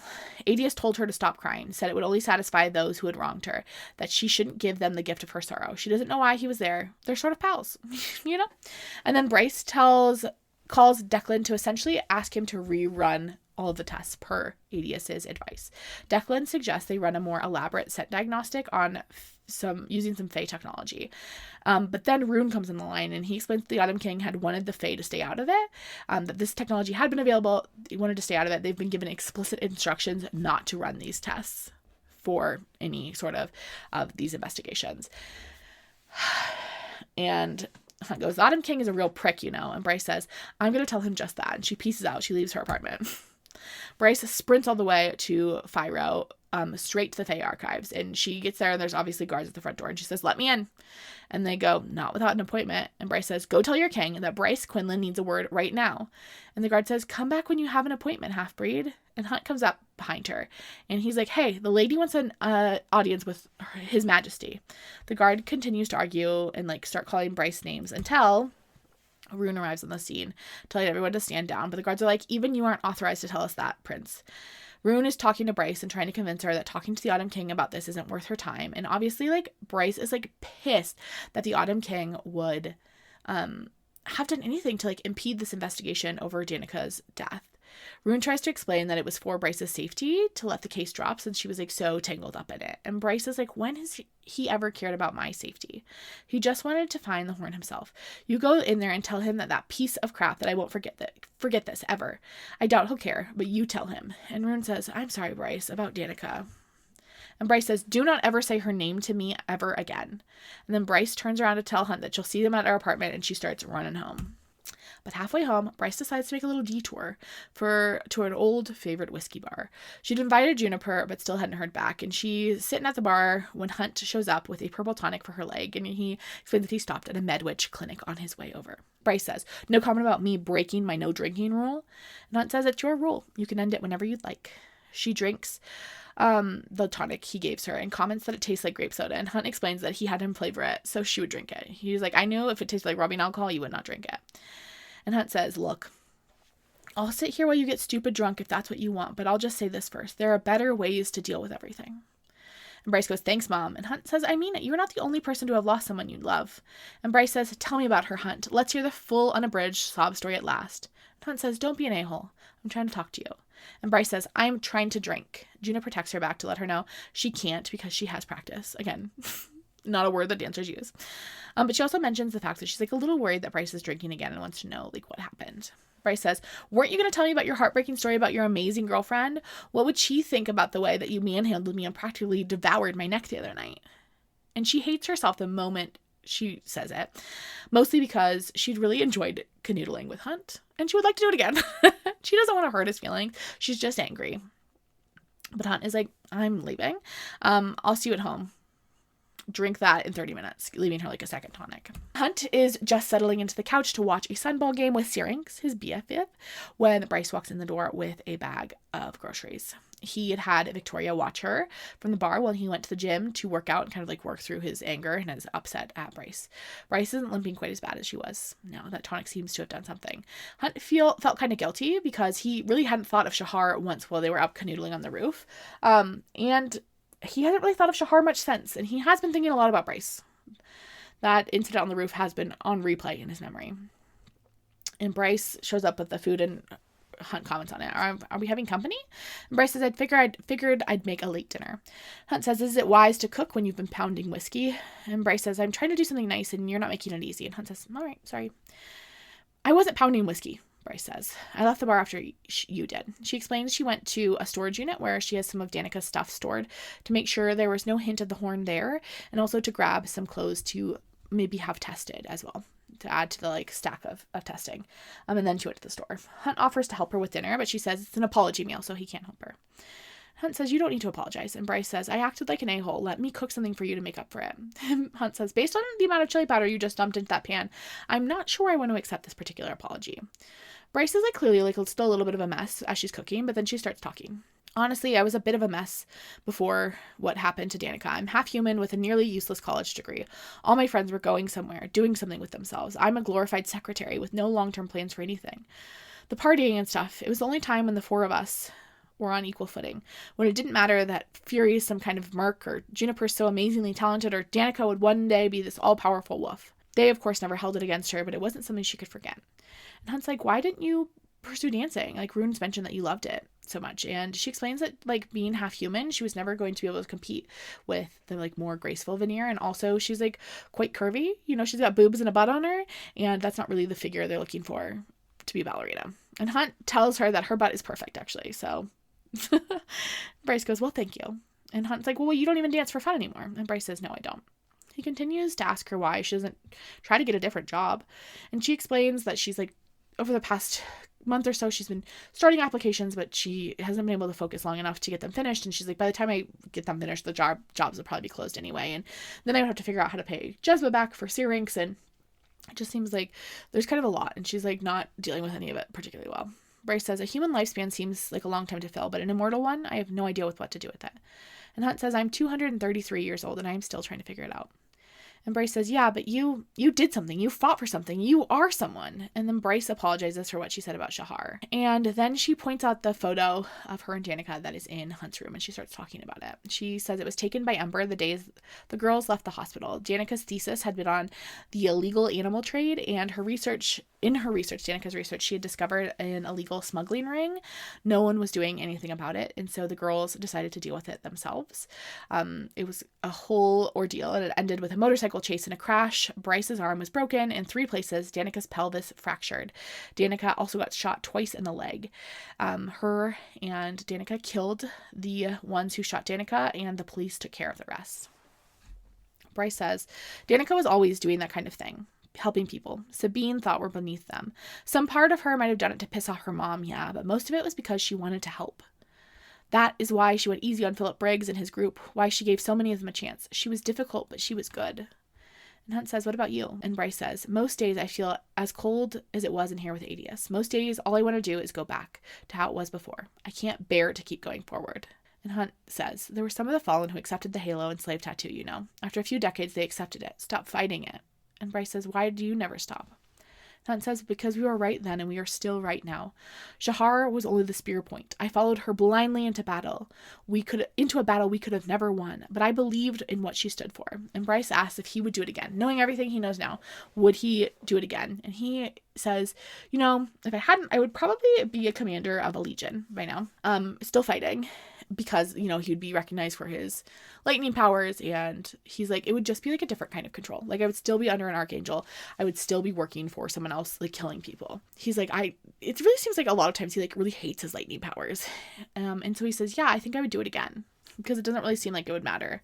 And Hunt says, I think the angel hierarchies are bullshit. We were right to rebel. And Bryce says, even though it cost you everything? Hunt says, yeah, I guess that's my answer. I'd still do it, even knowing what would happen. And if I ever get free, I remember every one of them who was there in that battlefield, who brought down Shahar and all the angels and the Asteri, the Senate, the governors, all of them who were there at our sentencing. And Bryce says, and after you've killed them all, then what? He blinked at the lack of fear of judgment. Hunt says, assuming I live through it, you mean? And Bryce says, assuming you live through it, taking on the Asteri and the archangels, then what? Hunt says, I don't know. Maybe you and I can figure it out, Quinlan. We have centuries to do it. Bryce says, well, if I make the drop. Hunt is surprised that she's even considering not making the drop. It is incredibly rare for a Vanir to choose a mortal lifespan and not make the drop. And Bryce explains that she doesn't know how she would do it. She's like, I would need an anchor. And Hunt suggests Rune, but she's like, absolutely not. And Juniper feels wrong too, and she doesn't want to use a public anchor. And Hunt says, maybe you'll change your mind. And then Bryce says, maybe. I'm sorry you lost your friends. Hunt says, I'm sorry you lost yours. I know people just don't get it. It's just a light went out inside me when it happened. Danica wasn't my sister or my lover, but she was the one person I could be myself around and never feel judged. The one person that I knew would always pick up the phone or call me back. She was the one person who made me feel brave, because no matter what happened, no matter how bad or embarrassing or terrible it was, I knew that I had her in my corner, that if it all went to hell, I could talk to her and it would be fine. Her eyes gleamed, and it was all he could do not to cross the few feet between them and grab her hand as she continued. But it's not fine. I will never talk to her again. I think people expect me to be over it by now, but I can't. Anytime I get anywhere close to the truth of my new reality, I want to space out again, to not have to be me. I can't even dance anymore because it reminds me of her. Of all the dancing we did together, in clubs or on the streets or in our apartment or a dorm, I won't let myself dance anymore because it brought me joy. And I don't want to feel those things. She swallowed. I know it sounds pathetic. And Hunt is like, no, it doesn't. And Bryce says, sorry, I dumped my baggage in your lap. And Hunt says, you can dump your baggage in my lap anytime. I know you'll keep going forward, Quinlan, even if it sucks. And Bryce says, what makes you so sure? And Hunt says, because you pretend you're irreverent and lazy, but deep down, you don't give up. Because you know that if you do, they win. The asp holes, as you call them, which is what she called the guys that they were doing the animal trading stuff, win. So living and living well. It's the greatest FU that you could ever give them. And Bryce says, that's why you're still fighting too. Well then, Athalar, I guess it'll be you and me in the trenches for a while longer. And Hunt says, you know what? I think I like the sound of that. And then Bryce tells him he's welcome to stay in her guest room for as long as he wants. She's like, even when this investigation's over, I know you're probably supposed to stay at the Continuum, but you're welcome to stay here for as long as you want. This can be your home. Because at the bar, he had called it his home, and she's like, this can be your home. And Hunt just says thank you. And then she gives him the little rice and meat dish that she made. And Bryce goes, nothing gourmet, but here. And Hunt goes, apology accepted. That night, she has this weird half dream, half awake situation in which she wakes to a little cat on her dresser. What blinds an oracle, Bryce Quinlan? The cat's blue eyes simmered. What blinds an oracle? And Bryce says, but she's struggling to speak because she's so not in her body fully. The oracle or Adius goes on. The Autumn King's only daughter thrown out like rubbish. The cat had either guessed at the temple all those years ago or had followed her home to confirm whose villa she had tried to enter. He'll kill me if he knows, Bryce says. And the cat says, then make the drop. And Bryce says, and then what? Cat, I told you, come find me. Bryce, why? The cat angled its head. So we can finish this. Interesting. We pick back up with Bryce and Hunt. It is a rainy morning, and Syrinx very reluctantly does his business outside. He doesn't like the rain. That's what we've learned. If we've learned anything about Syrinx, he doesn't like the rain. And Bryce and instincts return to Hunt making breakfast. And Bryce doesn't want breakfast again. And Hunt is like, you haven't eaten anything in actual days. Like, I've been with you all the time and you haven't eaten anything. And Bryce is like, I'm not going to let a man tell me when to eat. And Hunt is like, okay, so totally get that. But like, would you ask, like, what about if I came at it as a friend? I understand that you had like a really rough night last night, and also you get really cranky when you're hungry. So like, it would be for everyone's best interest if you like ate a little snack. And he mentions that it's okay if she's nervous because she has packed a bag of Danica's clothes by the door that they are sending in for further testing. And Bryce is like, it's just clothes. Why would I be nervous? And Hunt is like, okay, perfect. Then eat your breakfast. And Bryce is like, I don't like eggs. And he's like, I've literally seen you eat dozens of eggs in the time I've been here. And they talk about Hunt and his ability to cook because he's like a fairly good cook. I mean, he's making scrambled eggs. Sorry if that is the limit of your cooking repertoire. I don't know if that really qualifies. You literally just like, I mean, there are worse and better scrambled eggs, I will say. I feel like I'm a great scrambled egg maker. Like, my scrambled eggs are elite. Like, if you're scrambling in the pan, like you crack a whole egg and you scramble in the pan. But I don't think they're the hardest thing to do. Like, they just take a little patience, and you gotta dirty a bowl. Sorry, you gotta whip those eggs in a separate bowl. Regardless, they talk about how Hunt is like, yeah, you know, like, cooking is a good task to pick up. He's like over 200 years old. He's like, at some point I should have learned how to cook. And I did. It's like an important task to have or a skill to have in the barracks. And she does wind up eating breakfast. Hunt heads into Vic's office to bring her Danica's clothes after he drops Bryce off at the gallery. And she's like, why are you bringing these in? We already have evidence. We already have Danica's clothes and evidence. And Hunt is like, I want you to test these too. And don't lose them. Like, these are very important.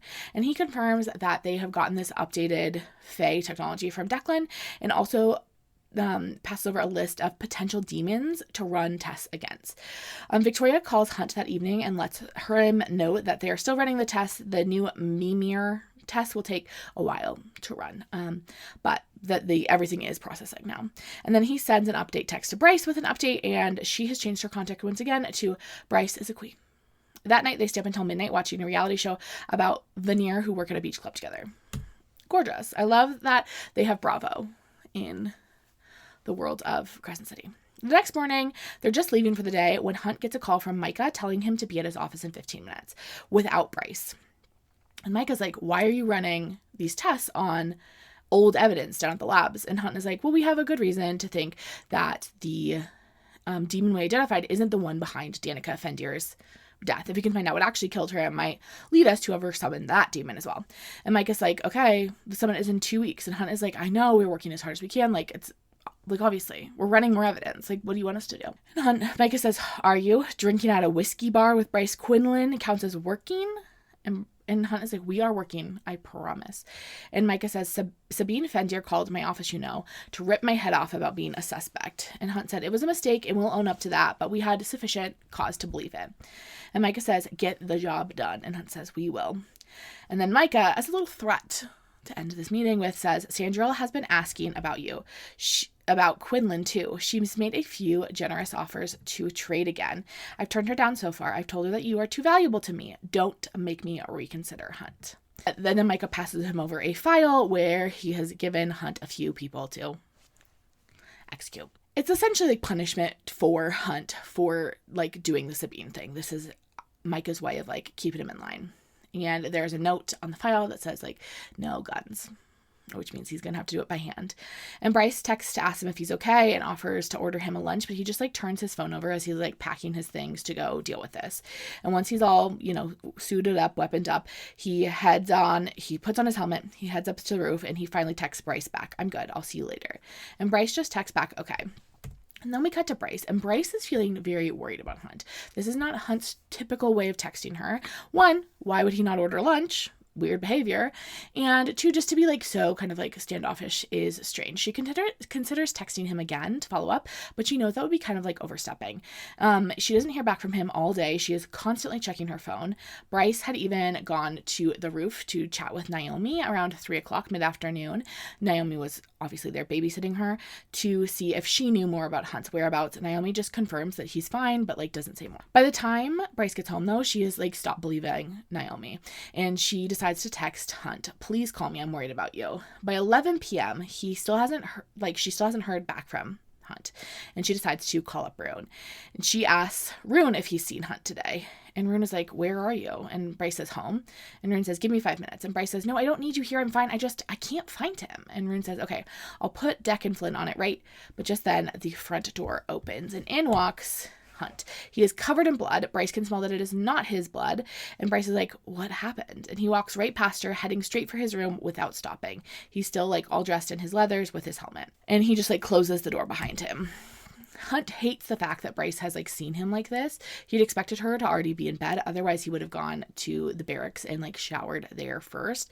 And he can't stand how like relieved she had been to see him, which makes him realize like how much she must have been worried about him all day. He also saw the horror in her eyes, the fact that she was like horrified by the state of him, the fact he was covered in so much blood. And he hates that she saw him like that as well. And he immediately goes into the shower. It turns out like scalding hot, as hot as it'll go. Bryce is meanwhile just like standing in the living room, listening to the shower run and just like completely horrified by what she's seen, completely horrified by the reality of what Hunt has to do for Micah all the time. Clearly he's just had to murder multiple people. She waits for an hour, the shower running the entire time. Okay, Hunt, you are a guest in this home. You are really raising the water bill, and you know that Bryce doesn't have a lot of expendable income. This is kind of not very kind. Maybe they build them separately. Maybe she just like has a building usage fee rather than an individual. She waits an hour, but after an hour of the shower running, she peeks into the bathroom and she sees him just like sitting on the floor of the shower, the water scalding hot. Okay, what kind of hot water heater do you have? You still have scalding hot water after an hour? Way to brag. And the skin on his body is like getting burned and then healing itself like repeatedly over and over again. She reaches in, lowers the temperature. Hunt still doesn't move as she's like walked in on him in the shower essentially. And she's like, I can't explain why I did it, but she gets in the shower with him and she starts to like wash him. She washes his hair. She starts with shampoo and then she grabs a bar of lavender soap. Did that make me tear up? Yeah, it did. What is that experiment called where you like ring a bell and it like makes the dog's mouths water? Do you know what I'm talking about? Pavlov. Sarah J. Maas has Pavloved me. Anytime I see lavender soap, I start to cry. She like kneels in front of him and she says, hey, I'm going to clean you off if that's all right. And he nods and she like starts by like washing his hair. And Bryce says, you look how I feel every day. And she starts washing his neck and his shoulders. She watches his wings. She does not watch his downstairs. She says, you know what? There's some lines we have to draw in the sand and we're not washing below the belt. She does look because he is naked in the shower, but she's not washing below the belt. She's like soaking wet at this point. She's fully dressed still. So she's like dripping wet, but she turns off the shower after she's like fully washed him and rinsed him off. And she helps him get out of the shower, dry off. She puts him in some jammies. She puts mostly just boxers on him. She like pulls a shirt out, like a t-shirt out of his drawer, but is like, I do not know how to do t-shirts with like your wing situation. So then she tucks him into bed and Bryce says, get some sleep, Hunt. She brushes his hair from his face and tells him, I was so worried about you. She tries to leave. She knows she needs to get back to her room and change out of these soaking wet clothes, but he grabs her wrist. He clearly just like wants her to stay with him. And she doesn't want to leave him to go change in her room, so she just changes into that t-shirt she couldn't figure out how to put on him. And she takes off all of her soaking wet clothes, including like underwear. She's just in his oversized t-shirt. And she climbs into bed next to him. Syrinx finds a spot in the bed and he like flops over, so his head is like resting on her thigh. She's sitting up against the headboard. And she just is like petting his head until he falls asleep. When Hunt wakes up, this is what he thinks. It smelled like paradise, like home, in eternity, and exactly where he was meant to be. And she had fallen asleep, hand like still in his hair. It's 3:30 in the morning and he's feeling a lot better. It's only been a couple hours, but like having Bryce kind of like bring him back to being a person again was very helpful. He can't believe that like she took care of him. It's been like he can't remember the last time someone did that for him, like took care of him in any way. And so he like scoops her up from bed and he carries her into her own room, which seems a little dramatic. Just like at this point, let her sleep in here, but okay. I guess he doesn't want to like wake up with her in the morning. I don't know. I think we can all sleep in the same room. As he's carrying her to bed, he sees Bryce's phone lit up with like a dozen messages from Roan that are just like, is Athel all right? Are you all right? I called the front desk of your building and the doorman reassured me that you're both there, so I'm assuming you are both fine, but call me in the morning. And then the final message from Rune sent just like a minute ago. I'm glad you called me tonight. I know things are messed up between us, and I know a lot of that is my fault. But if you ever need me, I'm here. Anytime at all, Bryce. The next morning, Bryce wakes up in her own bed. She heads in the kitchen to make herself coffee, and she spies Hunt asleep in the guest room. She's read through the text from Rune now and is considering the fact that he would have dropped everything last night if she had needed him. And she thinks about the distance she's put between them and how it was really intentional. And it was not because Rune was like a bad person. She's like, it was a fight. He immediately tried to apologize afterwards. Like, he shouldn't have said what he said. He said some unkind things to Bryce, but she wanted that distance between them. She like didn't feel safe with Rune anymore because she realized how easily he could hurt her. Like, that proximity and that power over her, she didn't want to give that to anyone. So she just like really put up a big divider between her and Rune. And so she's like not sure kind of how to proceed from here, like how to text him back. She's also gotten a message from Juniper, and Juniper is kind of pissed off because she didn't come to that dance class, and she had said that she might go, and Juniper had saved her a spot, and the dance teacher had gotten like really angry with her. And Bryce is like, sorry, tell her I'm in the middle of working on something for the governor and got called away. And Juniper goes, this woman does not peddle in excuses. I worked hard to get her to like me, Bryce. Clearly Jennifer is pretty pissed off about it, but also like in Bryce's defense, she never like agreed to go. She just said like maybe, and she clearly was like trying to just like procrastinate the conversation. Hunt emerges from his room soon after. Bryce asks how he's doing, and he says fine, but it's clearly he doesn't want to be pushed on it. Like, he's still feeling a little fragile this morning. And Bryce is like, sorry I took one of your shirts. And Hunt says, at the risk of sounding like an alcohol cliche, I liked seeing you in my shirt. And I just want to say, especially in these like last slides that we're gonna get to through today, like the rest of, I love Hunt. I know there's like a not small conglomerate of people who are like not fans of Bryce and Hunt together, that like think that Bryce probably has like a secret second mate somewhere. I've heard like a lot of theories about it. Probably I think because Sarah J. Maas is known for like her like girls having like multiple partners. Like, the first person they're with is not always, or almost never, the person they end up with. This isn't the first person she's with. I think like Connor is really like the first like love we get to see from Bryce in the book. And it like is just like the very, very, very starting stages. But like clearly it was going to develop into something more. They were like close friends. But also I just like love Hunt. I think he's great. I think people are being weird. Don't be weird. Anyway, then he kisses her on the cheek and thanks her for what she did last night and for the coffee. The vibes are getting a little heated between the two of them. The vibes are flirty, McFlirterson. And Hunt can obviously smell it because Faye can smell things. I guess he's an angel. He can smell things too. Bryce thinks about the vibes between her and Hunt the whole time she's getting ready and as she goes to work. And she's thinking about how dangerous that feels and how like scary the thought of like loving someone again feels after losing Danica, I think in particular. Letting someone in, giving them the power to hurt you, and they do exactly that in the end. She couldn't do it. Endure it. And she's decided, she like makes like the decision that she like cannot let herself get attached to Hunt. And she, as she like walks in the door, Jessica calls her and says, open the back door because they have a new guest in the gallery. I think maybe even like in earlier this video, but like I filmed that spot many days ago and opinions have changed. I was like maybe talking about how like Jezebel I like kind of enjoy. I think she's kind of fun. And after today, I was working on the slides before I got on to film these. And I was like, actually, death to Jezebel. Death to Jezebel. She's like mean for no reason. Like the deal with this knock, we're going to talk about in a second, but like, ew. And like she's keeping these girlies as slaves. Actually, I don't like Jezebel. I take back what I said before. I think I just like had a fondness for her because she's a blonde witch. Which like, you know, brought up some of my favorite people. But like, I don't think I like her actually. Anyway, Jezebel's gotten a new creature for the big tank downstairs, and it is so scary. It's so spooky scary. It's a knock, which is this like horrific water creature. It is spooky. It's like a bald merman. I know this guy isn't bald, but this is the best I could find of a model of a spooky guy. It's like a humanoid merman, but like really bad vibes, not Therian vibes. Lele is terrified of it. Lehaba, not a fan. Bryce calls Jezebel up and is like, Jezebel, we have a problem.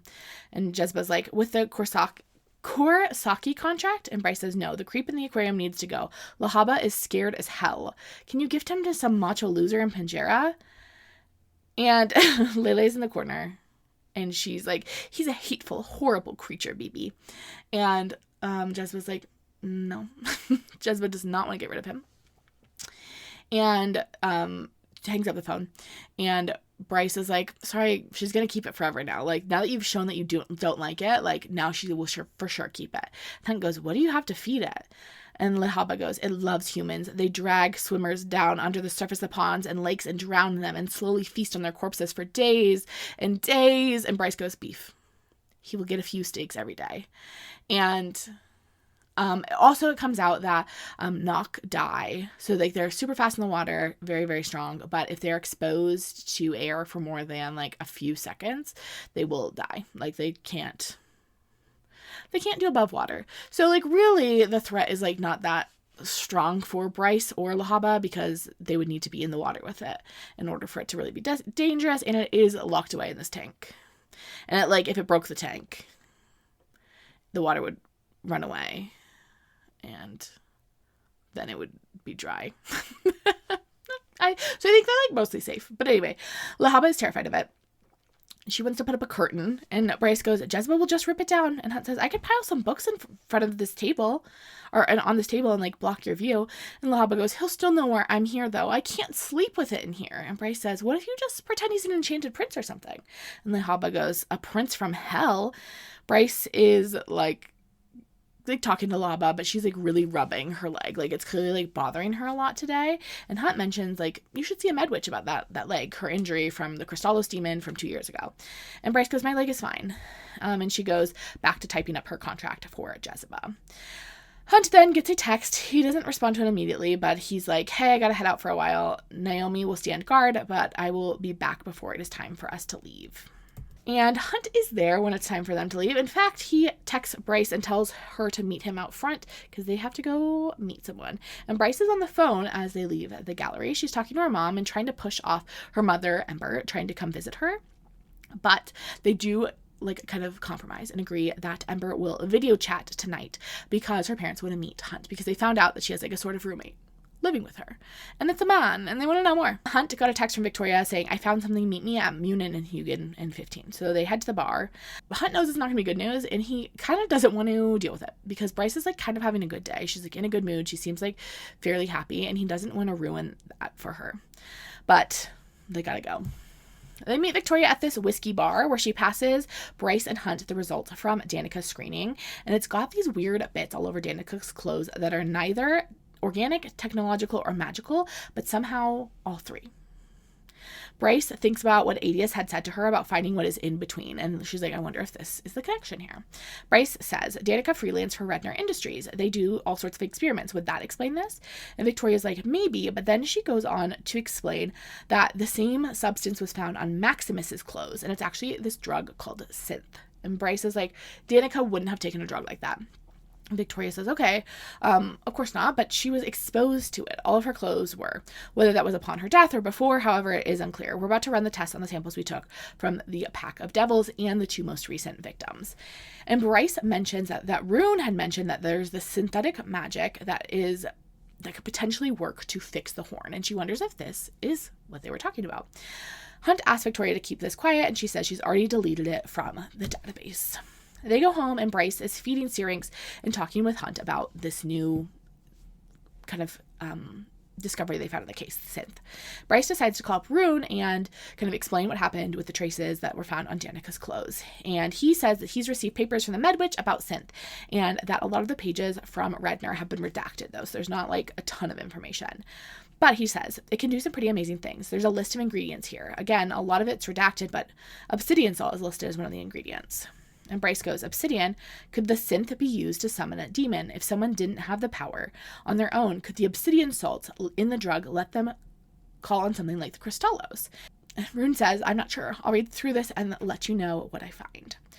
Rune hangs up and Bryce turns to Hunt. And Bryce says, we need to figure out who's selling this stuff. Tartarian must have known before he died. We are going to the meat market. And Hunt is like, TBH, that sounds like a scary, spooky idea, and I don't think that's a good one. And Bryce is like, I need answers. And Hunt is like, okay, well, it's late out, so maybe we could go tomorrow. Take tonight off. You've got to talk to your parents tonight anyway. This can wait. Enjoy talking to your parents, Bryce. They're alive. Don't miss out on a moment of it. Not for this. I wish I had the luxury. Okay, Hunt really guilt-tripping her into talking to her parents. He's like, I had parents once. I wish I had them again.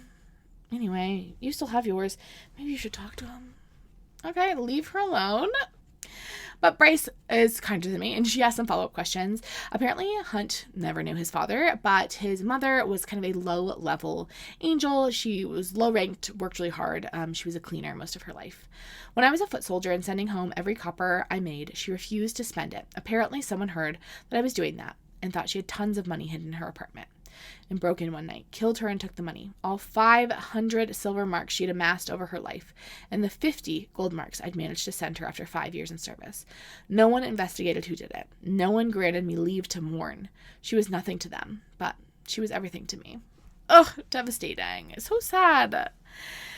Hunt made the drop pretty shortly after that and joined Shahar's. And Bryce says, okay, I'll video chat. My parents, plain legionnaire with you, can wait. Bryce spends the rest of the afternoon into the evening cleaning. Even though it's just a video chat, she's like, Ember can sense dust even through the screen. So we've got to clean this apartment, every crevice.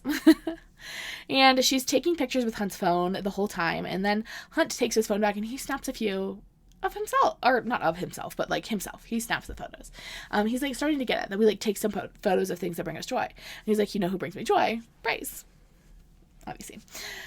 He's just like obsessed with her and he can't stop thinking about her. Then we get the phone call. Bryce has picked up some croissants that she's eating from a local bakery.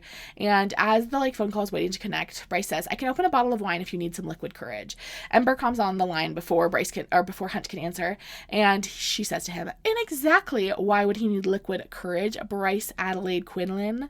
Randall comes on the screen a moment later with coffees for both of them. And Randall goes, you must be Bryce's sort of roommate. Hunt introduces himself. I'm Hunt Athalar, or Athy, as Lahaba and her call me. Randall recognizes Hunt from his role in some sort of battle situation, some sort of front that they'd both been at when Hunt had still been with Sandriel. And Hunt knows exactly what battle he's talking about. This battle, when he had been working under Sandriel, he had been given the order to leave, to take no prisoners, to kill everyone. And it had been really brutal. And he'd been with Pollux on the front, and Pollux had really been taking his time because Pollux is the worst. Pollux likes to just make people suffer for fun. And Hunt got sick of it and killed Pollux's victims to grant them a little mercy. And Bryce can tell that Hunt is in a bad place. And so under the counter, she reaches for him and just brushes a hand against his. There had been no one after that battle to wash away the blood and put him to bed. Would it have been better or worse to have known Bryce then, to have fought knowing he could return to her? And Ember goes, hey, so why the heck is Hunt Athalar your roommate, Bryce? And Bryce goes, he was booted from the 33rd for his questionable fashion sense. I told him boring black clothes don't bother me and let him stay here. And Ember says, do you ever manage to get a straight answer out of her, Hunt? Because I have known her for 25 years and she has never given me one. There's some motherly banter. It's sweet, it's cute, it's nice. Hunt gives a slightly breezier version of why he's staying there, saying that Jezebel and Micah are trying to find a stolen relic, and the barracks are overloaded with guests for the upcoming summit. So Bryce offered him a room. And Ember says, so you won't let us come visit this weekend because of this case? And Bryce says, yes, it's not the sort of thing that you guys could tag along on. And Randall goes, because it's dangerous. And Bryce says, no, but we do need to be a little stealthy. And then Bryce, very deftly tries to move the conversation away from the work that her and Hunt are doing, and asks her mom about her pottery business. And clearly her mother doesn't want to drop it. She has more questions, but Randall is just let her. Hunt and Ember end up talking about Sunball players. They really hit it off well.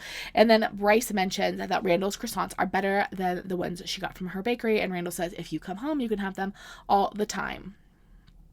And then Hunt goes, hey, have you tried to get her to go see a medwitch for that leg? And Ember goes, what's wrong with her leg? And Bryce is trying to be nothing is wrong with my leg, you snitch. But Hunt just keeps going. He plows ahead. He says, it's the wound she got 2 years ago. It still hurts her, and she insists on running. And Ember is why would you do that, Bryce? And Bryce says, it's none of anyone's business. And Randall goes, Bryce, if it bothers you, you need to see a medwitch. And Bryce says, it doesn't bother me. And Hunt goes, okay, if it doesn't bother you, then why have you been rubbing your leg under the counter? And Bryce says, because I was trying to convince it not to kick you in the face. And Ember goes, Bryce. But Hunt laughs. She's I think the wound still has venom lingering in it from the demon who attacked her. If she doesn't get it checked out before the drop, she'll be in pain for centuries. And Randall is like, you gotta go. Like, if it's hurting you, you have to check it out, Bryce. Then Randall asks how bad it is, and Bryce tries to like brush it off, but Randall is like, let me see you balance on that leg then, if it doesn't hurt you at all. And Ember is like talking about like making a MedWitch appointment for her. And Bryce says, I am not going to a MedWitch. It was great chatting with you. I'm tired. Good night. And she closes the laptop. And Bryce is like, what the hell was that? And Hunt goes, we're partners. Partners look out for each other. If you won't listen to me about your leg, then maybe you'll listen to your parents. And Bryce like heads to her room, closing the door. A few minutes later, her mom calls her back. And she asks Bryce, is your father behind this case? And Bryce says, Randall is not behind this. And Ember says, your other father. This sort of arrangement reeks of him. And Bryce goes, nope. Jezebel and Micah are working together. Hunt and I are just their pawns. Ember mostly wants to check to make sure that she's okay and that she's being careful. And Bryce assures her that she is. And Hunt has her back. And Ember is like a little wary of Hunt and like really warns Bryce against like having a romance of any capacity with Hunt. But Bryce assures Ember that he's like a really solid, good guy. But Ember is concerned about Bryce being with a very powerful Vanir because it makes her think about Ember and the Autumn King and like how messy that had gotten. Also, she's insistent that Bryce go see the MedWitch. And Bryce is like, there isn't a problem. And Bryce says, then Ember says to her, just because Danica died doesn't mean you need to suffer. And she goes on to say, you think Danica would want you limping in pain for the rest of your existence? You think she would have wanted you to stop dancing? And Bryce says, I don't want to talk about Danica. And then Ember says, I'll message the MedWitch address and number when I get the appointment for you. Good night. And Ember hangs up the phone. Hunt knocks on the door about half an hour later, and Bryce says, you are a traitor, Athalar. And Hunt comes in and sits at the foot of her bed and tells her he will come with her to her MedWitch appointment. And Bryce says, well, I'm not going to a MedWitch appointment. Hunt goes, why? And Bryce says, because once that wound is gone, once it stops hurting, then Danica will be gone. The pack of devils will be gone. It'll all be some memory, some dream that happened in a flash and then was gone. But this scar and the pain, I can't let it be erased. I can't let them be erased. It's like really hurts my feelings. And then Hunt says, you're not going to erase Danica in the pack if you help yourself. Your mother loves you. She cannot, literally on a biological level, bear the thought of you in pain, and neither can I. And Bryce says, you barely know me. And Hunt says, you are my friend, if you'd like me to be. And Bryce says, didn't you know, Athalar, we've been friends from the moment you thought that Jelly Jubilee was an adult toy. And then they're both laughing, and Bryce thanks him for being so like good with her mother on the phone. And Hunt asks how her parents met. And Bryce tells the story of Ember running from her biological dad while she was still pregnant with her and ending up at a temple to Chthona in Corinth because she knew the priestesses would protect her. After Bryce was born, her biological dad found out that Ember had a child and sent people down to like hunt Ember down and to bring the child back no matter the cost. They thought the best thing to do would be to send Ember to the headquarters of House of Earth and Blood and have her like seek asylum there. But it was like a multi-day journey, and they wanted to make sure she had someone to keep her safe.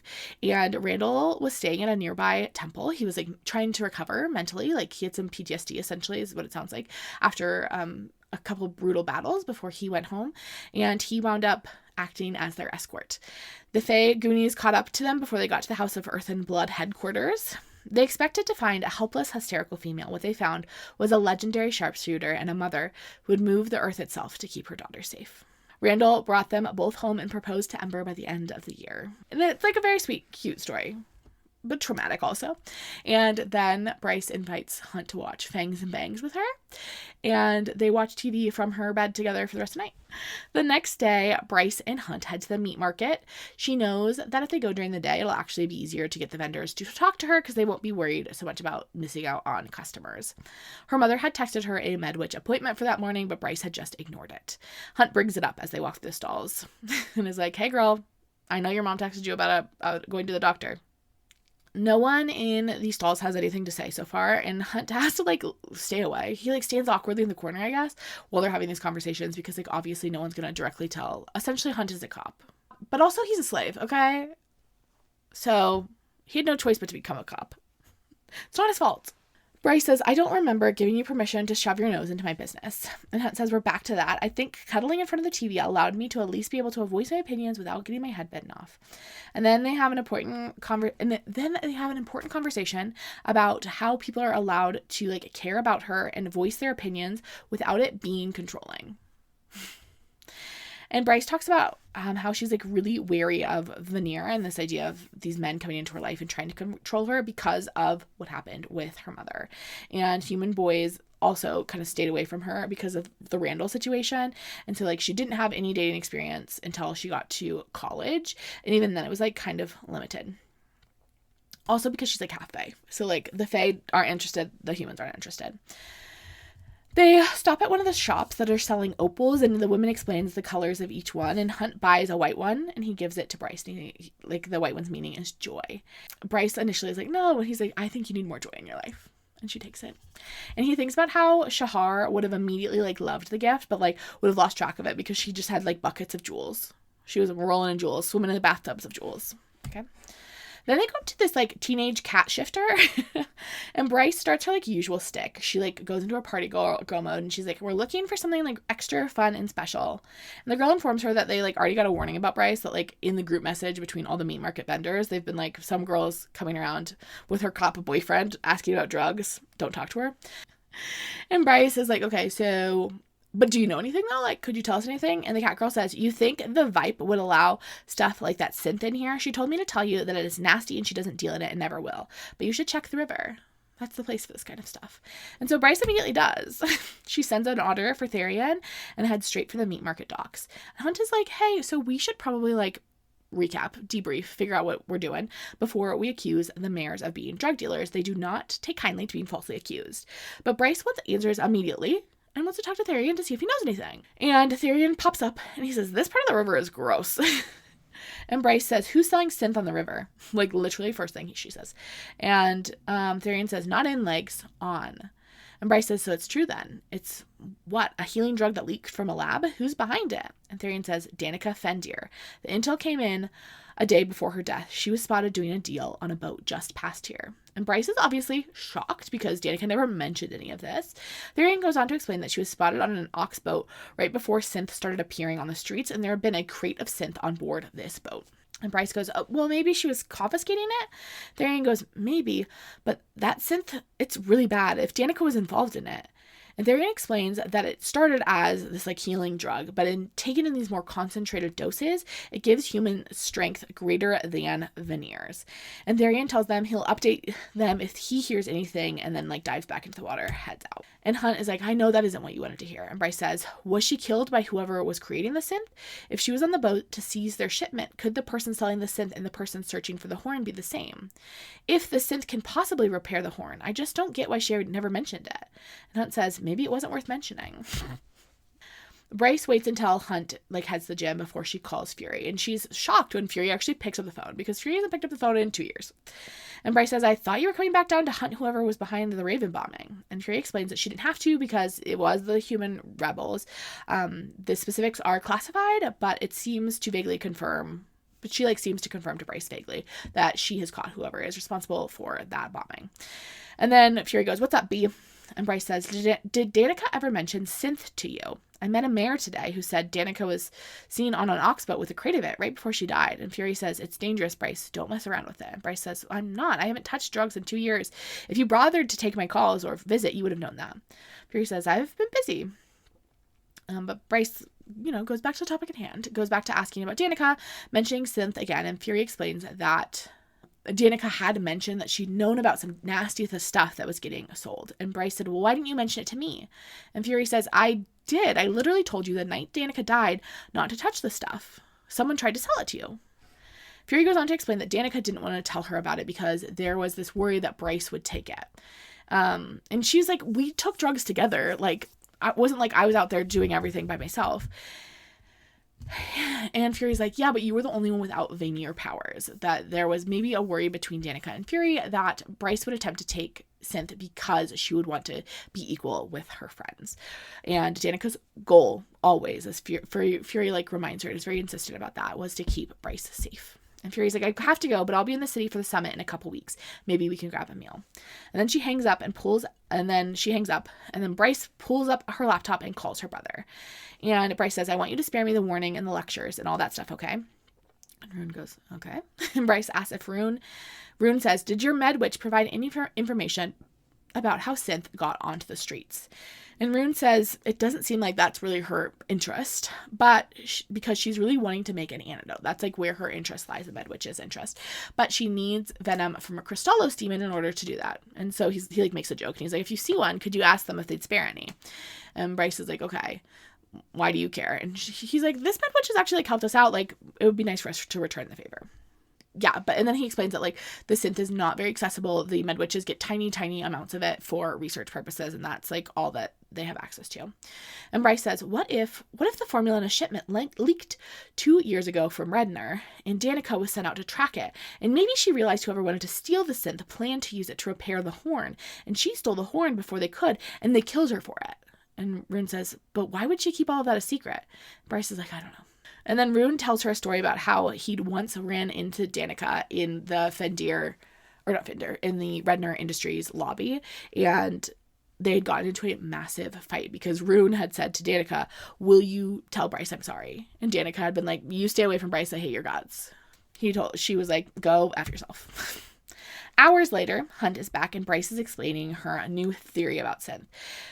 And at the same time, she's also trying to guess her way into Danica's Redner Industries account. She's like trying all of the classic Danica passwords. And I was like, it seems like a stretch. We're better off doubling down with Rune on looking for the horn, not chasing down this drug. Bryce is insistent, though, that it's part of the whole picture as she continues to get into Danica's account. Every password she tries, though, is failing. And Bryce is like, it's clearly all connected. The horn can potentially be healed by synth. Synth uses obsidian salt as one of its key ingredients. The Crystallos is summoned by obsidian salt. The Crystallos was bred to track the horn. The med witch wants to use the Crystallos venom to create an antidote to synth. Like, all of these things are one thing. And Hunt goes, really? If synth is on the verge of becoming a deadly street drug, we should help her get this venom. Bryce suggests summoning a Crystallos. But Hunt is like, no, we're not going to take that risk. We'll figure out another way to get that venom. And Bryce says, I can handle myself. And Hunt says, I can't handle myself, Quinlan. Not if you might be in danger. But then Hunt's phone buzzes, and he's called away on Legion business, and he lets Bryce know that Naomi will be babysitting from the roof. The next morning, Bryce has started her period. She only gets it every 3 months because she's half Fae, and they don't have like a monthly cycle. Like the Fae don't have like a period. They don't get periods. And so she, instead of getting it like the human regularity, she gets it every 3 months. Once a quarter, she gets a period. And she's a little cranky. Hunt suggests they go look for the horn because it seems like it is the center of everything. And if they find the horn, it seems like the killer will probably come to them. Hunt wants to spend the day doing everything, like kind of going over everything that they've learned so far. But Bryce is like, I have meetings I have to deal with Jezebel, so I can't do that. And she tells Hunt he can't come inside too because Jezebel will be watching the cameras today. Bryce is downstairs in the gallery library, and Lahaba is complaining because Bryce is being a cranky pants today. Layla says, you didn't invite Athy down here for lunch. And Bryce says, I didn't need the distraction. The lie was smooth. Hunt hadn't called her on the other lie either. That Jezebel was watching the gallery cameras today, so he should stay on the roof. Bryce is actually like looking over texts on the horn. Like, she doesn't have meetings. She is just looking over texts about that Luna's horn. And her and Lahaba are blasting pop music because the Nock doesn't seem to like it, and he seems to like kind of stay away when they are playing music. And Lele goes, I think he wants to kill me. I can tell. And Bryce says, I doubt you'd even make a satisfying snack. Not even a mouthful. Lahaba goes, he knows that if I'm submerged in water, I'm dead in a heartbeat. He wants to kill you too, BB. You ignore him, and he hates that. Be careful when you feed him. And Bryce, like, always is, like, quite careful when she feeds him. Although, like, the chances of him actually being able to, like, eat her are pretty slim. Because the hole that, like, she feeds him steaks through is not big enough for her to fit through. He can still, like, eat your arm.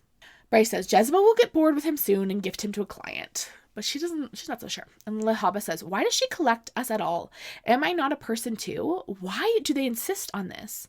And Bryce says, because we live in a republic that has decided threats to its order have to be punished, and punished so thoroughly that it makes others hesitate to rebel too. And Lahaba says, have you ever thought about what it might be like without the Asteri? And Bryce says, be quiet, Lahaba. There were cameras everywhere in this library, all with audio. They were exclusive to Jezebel, yes, but to speak of it here... Lahaba goes, Athy would talk to me about it. And Bryce says, Athy is a slave with little left to lose. And Lahaba goes, "Don't say such things, BB. There's always something left to lose." After work, she does not wait for Hunt. She immediately leaves work. She heads straight to a bakery, and then she finds herself a little bench down by the riverfront. She doesn't even look up to see if anyone's following her. But Hunt lands. He's like, I need to see what's going on with this girl. Clearly, she is upset-a-roo today. And Hunt is like, what is going on? And Bryce says, Danica would have been 25 today. And Hunt goes, it's Danica's birthday. And Bryce says, no one remembered. Not Juniper, not Fury, not even my mom. I just wanted them to remember. Even just a message saying some BS like, I miss her or whatever. And Hunt goes, what's in the box? And Bryce goes, chocolate croissants. Danica always wanted them on her birthday. They were her favorite. It just sucks that everyone just moves on and forgets. They expect me to forget, but I can't. I can't forget. And maybe it's weird that I bought my dead friend a bunch of birthday croissants, but the world moved on like she never existed. And Hunt goes, Shahar was that for me. And then he explains how Shahar had felt like the first person to really see him, even though he was this low-born angel. She had seen him and seen his potential, and then picked him, plucked him out, selected him. He would have done anything for her. And when she was gone, he refused to believe it. He's like, it probably took me 50 years before I was accepted the fact that Shahar was really gone. And Bryce says, I never realized it, that you and I are mirrors. And Hunt goes, is that a bad thing? And Bryce goes, no, it isn't. Hunt says, no issue with the Umber Mortis being your emotional twin. Bryce says, that's what they call you, but that's not who you are. You're my friend who watches trashy TV with me and puts up with my stuff. You're the person I don't need to explain myself to. Not when it matters. You see everything that I am, and you don't run away from it. The Sarah J. Maas definition of love. Hunt says, I like that. And Bryce says, well, Danica, happy birthday. And then she opens the box of croissants, and written on one of the chocolate croissants, someone wrote trash. And I could murder people. I could murder at this. Oh my gosh. Hunt is about to go do something really stupid. And how could you not? Oh my gosh. She just wanted to buy her dead friend birthday croissants. And one of the wolves said, this is my moment to be a little asshole. And Bryce is getting teary, and she says, just throw it out. And Hunt knows who did it. And Bryce is clocking that Hunt is pissed. And he just shoots off into the sky, even though Bryce is no.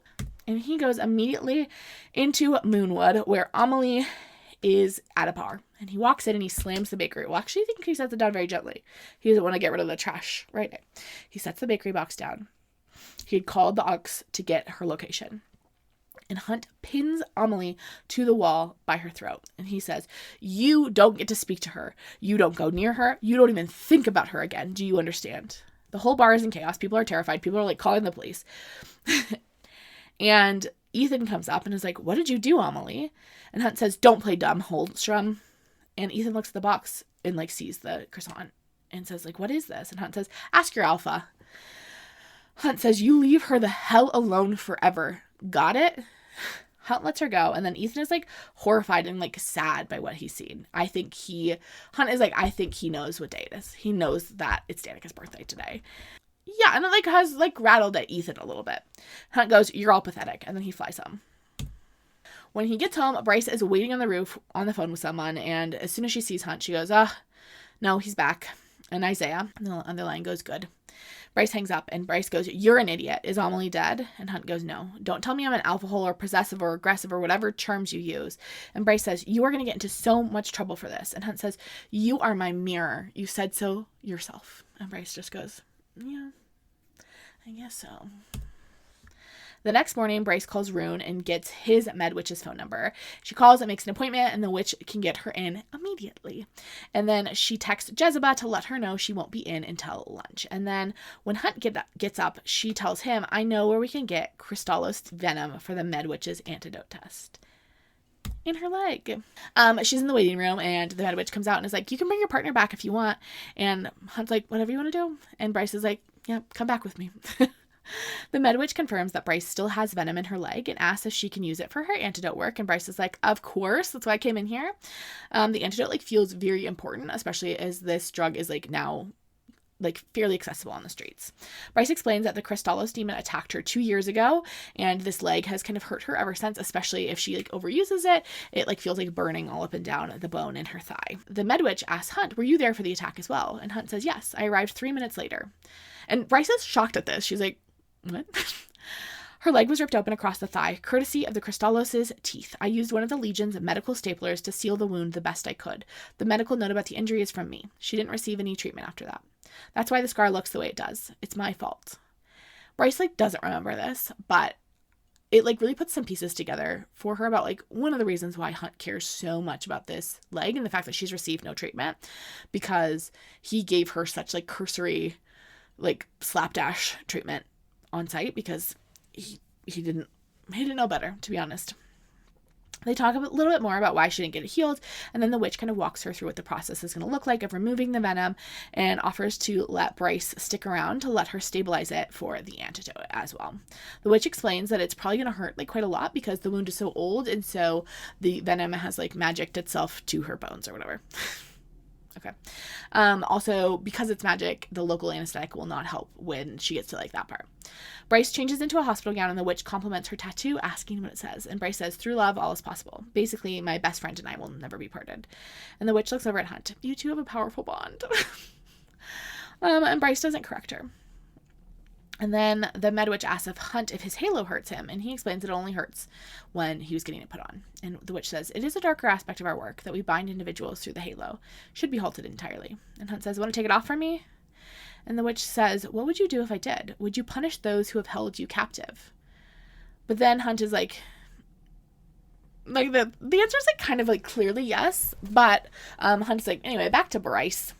Hunt is like holding her hand as the Medwitch like slices into her leg and is horrified by the damage she sees. Like is horrified that Bryce has been able to function as well as she did and able to manage the level of pain that she was probably in based on the amount of damage that she's seeing. Hunt starts to like talk to Bryce to try to distract her, and he starts telling her about what he saw the night that she encountered that Crystallos demon. He's also like stroking her hair. He says to her, when I got to that alley that night, you were bleeding everywhere, yet you tried to protect him first. You wouldn't let us get near until we showed you our badges and proved that we were from the Legion. I thought to myself, there's someone I want guarding my back. There's a friend I'd like to have. I think I gave you such a hard time when we met up again because some part of me knew that and was afraid of what it meant. He explains then that he was in the interrogation room there. He was there with her like almost the whole night. As the Medwitch is working, Bryce starts to like scream. We're getting to like the really bad part. And Hunt leans forward and puts his forehead against her forehead. And he says, I've known who you were this whole time. I never forget her. And the witch explains that she's extracting the venom now, and it'll get worse, but it's almost over. And Hunt is just like whispering to her, you've got this, Bryce. And she is like screaming at this point because it hurts so badly as the Medwitch is like trying to stabilize this venom in her leg. And Hunt is like, you've got it. I've got you, sweetheart. I've got you. Breathe. We can get through this. And Bryce starts crying because she knows that he means more than just like this particular moment, that like together they can get through life, that they can get through this like mess of a world together. And then it's over. The pain is like almost completely gone. Bryce's leg is still like cut open, but she's got local anesthetic, so that doesn't feel too bad. And the pain of the venom is gone, like burning from that. The Medwitch is holding this like worm-looking thing, which is the venom that she stabilized and pulled out of the wound. And she like plops it into a jar where there's like a pill in there, and it like does some magic things. She's like working on the antidote while Bryce sits with Hunt, and Hunt has his like arm and his wing around her as they like watch the Medwitch work. The witch explains she's trying to figure out a way to stabilize the venom without her actively needing to do so with her magic. Right now, if she like leaves, the venom will like destabilize and like turn back into its other form. Then the Medwitch offers to send over a vial of the venom with Bryce when she is done with testing, and she says that some people want to keep such reminders of their struggles, and Bryce nods. She's going to get to keep a little reminder. Bryce calls Jezebel and asks for the rest of the day off because she did just get her like leg sliced open to the bone. So she's getting the whole day. And so she has like stitches and her stuff in her leg. Hunt flies her home and carries her into the house and tells her she like needs to rest for the day. Now get off the couch. And then they're like snuggled on the couch and Hunt's phone rings. It's Micah, demanding they both go to his office immediately. So much for Snuggle Day. Snuggle Day canceled. Hunt like helps her get dressed in some like loose slow plants, and she's limping pretty badly. And they also know it's not gonna be a fun time at the continuum because they're gonna get like it is probably time for Hunt to get in trouble for what he did to Amelie. They're clearly both like pretty nervous as they arrive at the continuum. Hunt is worried that they'll see Sandriel and she'll notice that Bryce is injured and like use that weakness to do something to Hunt. But as they land, he tells her, "Chin up, Quinlan. Let's see you do that fancy trick where you somehow look down your nose at people a foot taller than you." They walk into Micah's office and find Micah, Isaiah, Victoria, along with Sabine and Amelie. And Hunt says, "Quinlan does not need to be here for this." And Simone says, "She does. I want her here for every second." And Micah explains that there were cameras at the bar, so there's like no need for Hunt to explain his side of the story because they know exactly what happened. Simone is like pissed at Micah for sending his assassin after her heir, and Micah explains that he had nothing to do with it, that Hunt was clearly there on behalf of Bryce. And Hunt says, "Bryce had nothing to do with this. Amelie pulled a BS prank and I decided to pay her a visit." And Sabine says, "You assaulted my captain." And Hunt is like, "I told her to stay away from Bryce. Are you aware that she's been taunting Bryce since Danica's death?" But Sabine is insistent that Hunt gets punished, complaining that the investigation in general and how they like called her a suspect and how Micah can't seem to like control his slaves. And Micah says, "Your position among the wolves does not entitle you to tell a governor of the republic what to do." Micah then turns to Hunt. "You act foolishly. I would have thought you'd at least would have known better. History indicates that a slave assaulting a free citizen should automatically forfeit their life." And Bryce starts begging, "Please." She's like literally shaking next to Hunt. And Micah says, "These are old traditions for Pangera, not for Valbara. Hunt Athalar will be punished with the living death," which is essentially a process in which an angel's wings are cut off. And Bryce is like, no, please, please, please.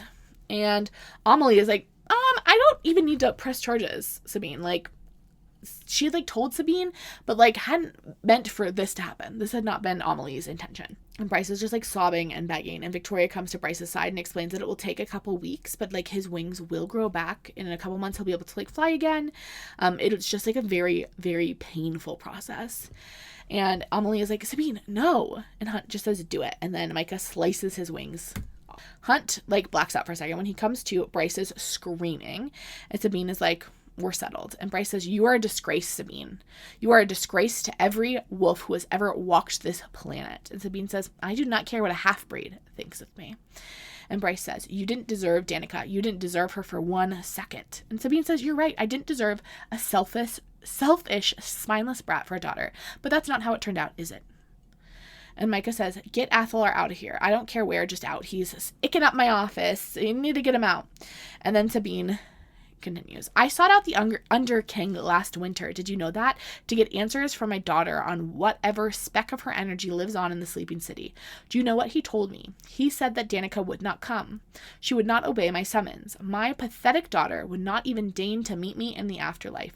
For the shame of what she did, how she died, helpless and screaming, begging like one of you.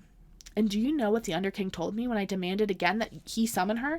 He told me that you piece of trash, had made a bargain with him for her, that you had gone to him after her death and traded your spot in the bone quarter in exchange for Danica's passage, that you worried she would be denied access because of her cowardly death and begged him to take you in her stead." And Bryce says, that's not why I went. Danica wasn't a coward for one moment of her life." And Sabine goes, "You had no right. She was a coward and died like one and deserved to be dumped in the river. And now she is left with eons of shame because of you, because she should not be there. And now she must suffer for it." And Micah's like, "Get out, you guys are being so annoying in my office. This blood is going to be so annoying to get out of my rug. And now you guys are just like yelling and being just loud and like obnoxious. Could you leave?" And Amelie's like, "Sorry," as she heads out, and Bryce spits at her. "Not the time, Amelie." And then Hunt blacks out again. Then a medwitch comes and like stitches up Hunt's injuries. It takes about an hour, and the whole time Bryce has Hunt's head in her lap and she's just like stroking his hair. And then Isaiah and Naomi carry them home. Bryce is thinking about what actually happened when she went to the Under King. She had stolen a Deathmark coin from Jezebel and gone across the river. She hadn't expected Sabine to understand why she'd given up her place in the bone quarter for Danica. Sabine never listened when Danica spoke about how she'd one day be buried there, in full honor with all the other great heroes of her house, living on as that small speck of energy for eternity. Still a part of the city she loved so much. Bryce had seen people's boats tip, would never forget Danica's half-muffled pleading on the audio of that apartment building's hall camera. Bryce hadn't been willing to make the gamble that the boat might not reach the far shore, not for Danica. And so she explains how she essentially traded her place for Danica, how she went to the Under King and promised him, like, essentially gave up any afterlife in order to just, like, be sure that Danica would have one. And the Under King, like, tried to warn her against it and to be like, you don't even know Danica's going to flip. Like, she could be fine on her own. But she knew she needed to do it. And so she did. And she, like, went through this, like, ritual that she had looked up in the gallery libraries. Afterwards, she had felt no different. No one had been the wiser. And she's just thinking about that, sitting on the bed next to Hunt as she's just, like, running through his fingers through his hair as he sleeps. Then she texts Ethan, "You tell your alpha that Connor never bothered to notice her because he always knew what a piece of crap she was. And tell Sabine that if I ever see her again, I will kill her." And Ethan texts back, "I had no part in what went down today." And Bryce says, "You disgust me. All of you." Hunt wakes up next to Bryce in her bed, and Bryce has, like, fallen asleep. And he reaches out an arm to, like, he's, like, in immense pain. He, like, can't barely move, but he, like, it needs to snuggle this girl closer to him. And she, like, snuggles closer to him, and he's like, "She smells so good." And he's just, like, he's obsessed.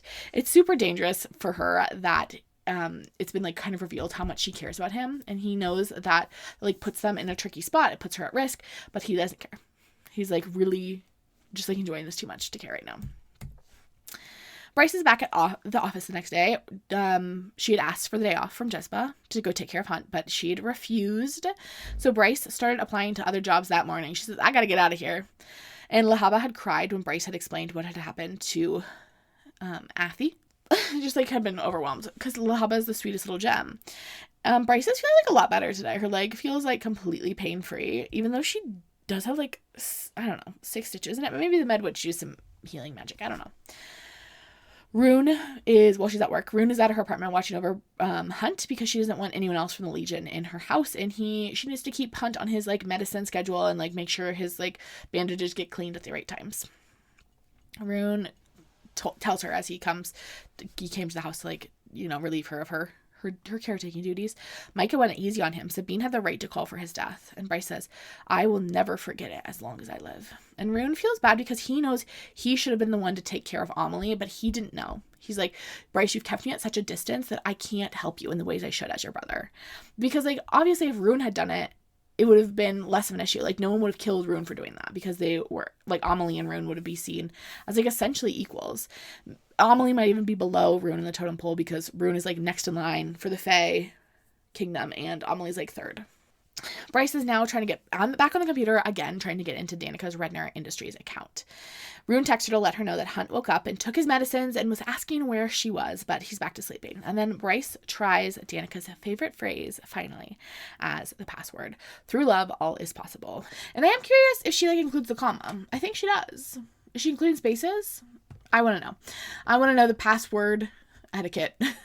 Password rules for Redner Industries. Anyway, it works. She gets in, she's digging through all the files until she finds one titled Party Invitations. And she says, there's no way that Danica kept party invitations on her, like, work account. Because, one, Danica was never that organized.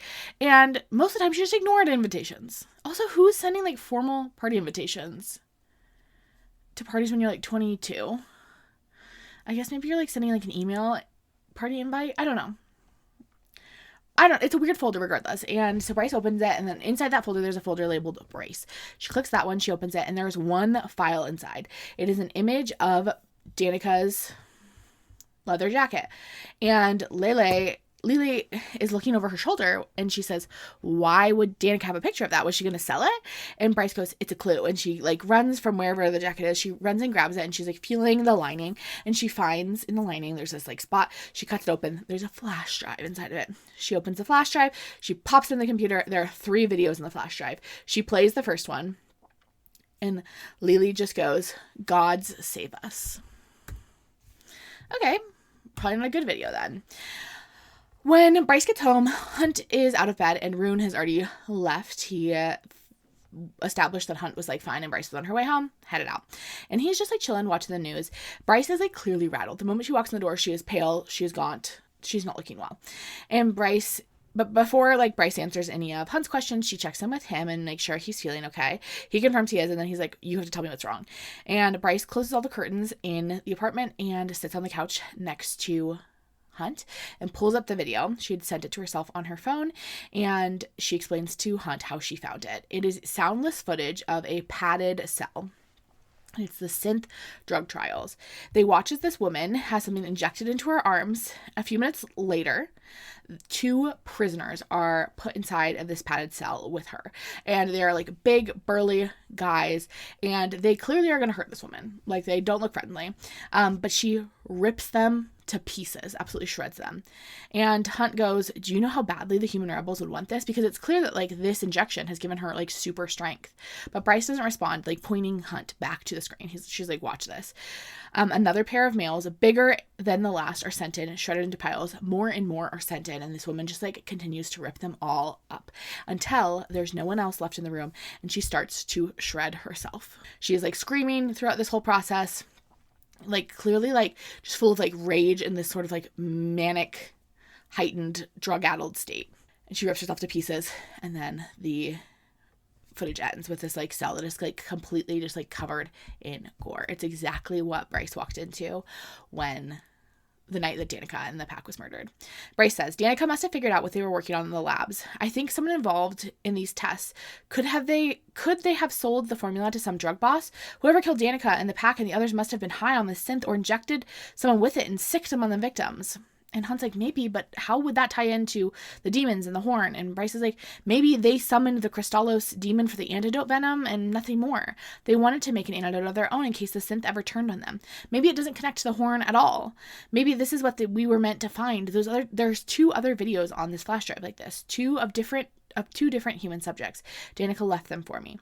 She must have known someone was coming for her. Must have known when she was on that ox boat confiscating that crate of synth that they'd come after her soon.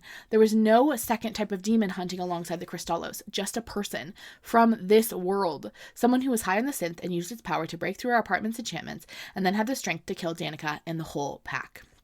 Hunt's like, maybe, but we also do need to find the horn, and it seems like kind of like a weird coincidence that this drug can repair it. Like, we need to be careful, and like maybe I like don't think we can like lose track of that. And Bryce is like, why should I go slow with the only clue I have about who killed Danica and the pack of devils? This ties in, Hunt. I know it does. Hunt says, Bryce, if we pursue this and we're wrong, if Micah learns of another mess up, forget the bargain being over. I might not be able to walk away from his next punishment. And Hunt like goes on to say, like, clearly this synth stuff is horrific, but in order to make sure that like we survive this investigation, that there is an after for you and me, we need to be smart. And he's like, I'm going to text Victoria about this and tell her to like, I don't know, do something with like the encrypted servers. And Bryce is like, okay. And like, he kind of expects more of a fight, but I think Bryce is like really rattled by the idea of like Hunt not surviving this. Like, she's seen kind of how severe the punishments can be for Hunt, and she doesn't like want him to be hurt. And then Bryce says, what sort of an afterword for you and me do you have in mind, Athalar? And Hunt says, the good kind. And Bryce says, sounds like a plan to me. And then she brings up the kiss in the Med Witch's office, because he did kiss her. I don't know if I mentioned it. I feel like I skimmed over it. But after he had his forehead pressed to her while she was like screaming and crying, he like kissed her on the mouth very lightly, very gently, you know, as friends do when you're holding their hands during a difficult time. And she's like, you know, they discuss what it means. Are they both interested in kissing again? And like Bryce is very interested in kissing again, and Hunt is interested in kissing again. And then they wind up like canoodling on the couch and talking about how like this was not supposed to happen between them. They were not supposed to get romantically entangled. And Hunt is like, well, I'm so glad we did. And like things escalate, clothes come off. Unfortunately, Hunt is pretty badly injured. You remember he got his wings cut off like 24 hours ago. And so they are unable to like continue in spicy times because she starts bleeding, and Bryce winds up calling a med witch. She comes over, checks, he's fine, but like we need to be more careful. Bryce goes to bed and she wakes up at 3 a.m, and she has this like vision of what she needs to do. She fired off an email with her request, and regardless of the late hour, received one back within 20 minutes. She'd need to wait until her request was approved by the 33rd. Bryce frowned. She didn't have time for that. So she goes ahead and she sneaks out of her apartment. Hunt doesn't stir behind his closed door. She kind of expects him to like be listening and to pop out, but he doesn't. And so she just like leaves the apartment. She sees she like heads to a neighborhood that she hasn't been in years, and she sees a burning building. Someone must have noticed that she'd logged into Danica's account at Redner Industries today, or perhaps someone had been monitoring her email account and seen the message she sent to the building's landlord. Whoever had done this must have acted quickly, realizing she wanted to come hunt for any other clues Danica might have left around the apartment. And so yeah, that's what's happening. Her apartment building is burning down, and all of the families that lived inside are like out on the curb, like crying because like their livelihood is, or like their lives are being, burnt in front of their eyes. And Bryce kind of feels bad about this. Obviously, she feels a little bit to blame, which she like sort of is, but like, how is she to know that they were going to burn this place down? I don't really think I would blame her for this one. And then she's starting to head home, but on her way home, she gets a text from Therian. There's a deal going down on the river right now, a boat out there signaling just past the black dock. Be there in 5 and I can get you out there to see it. And Bryce just starts running. She doesn't text Hunt. She doesn't text Rune. She knows that they would just tell her to like wait for them. Like, do not just like race down there. And she's like, we don't have time for that. She runs to the dock. She meets up with Therian. Therian takes her out on the water on a wave skimmer. As they like approach this boat, he can like do so silently because he can like use his water magic to move them along.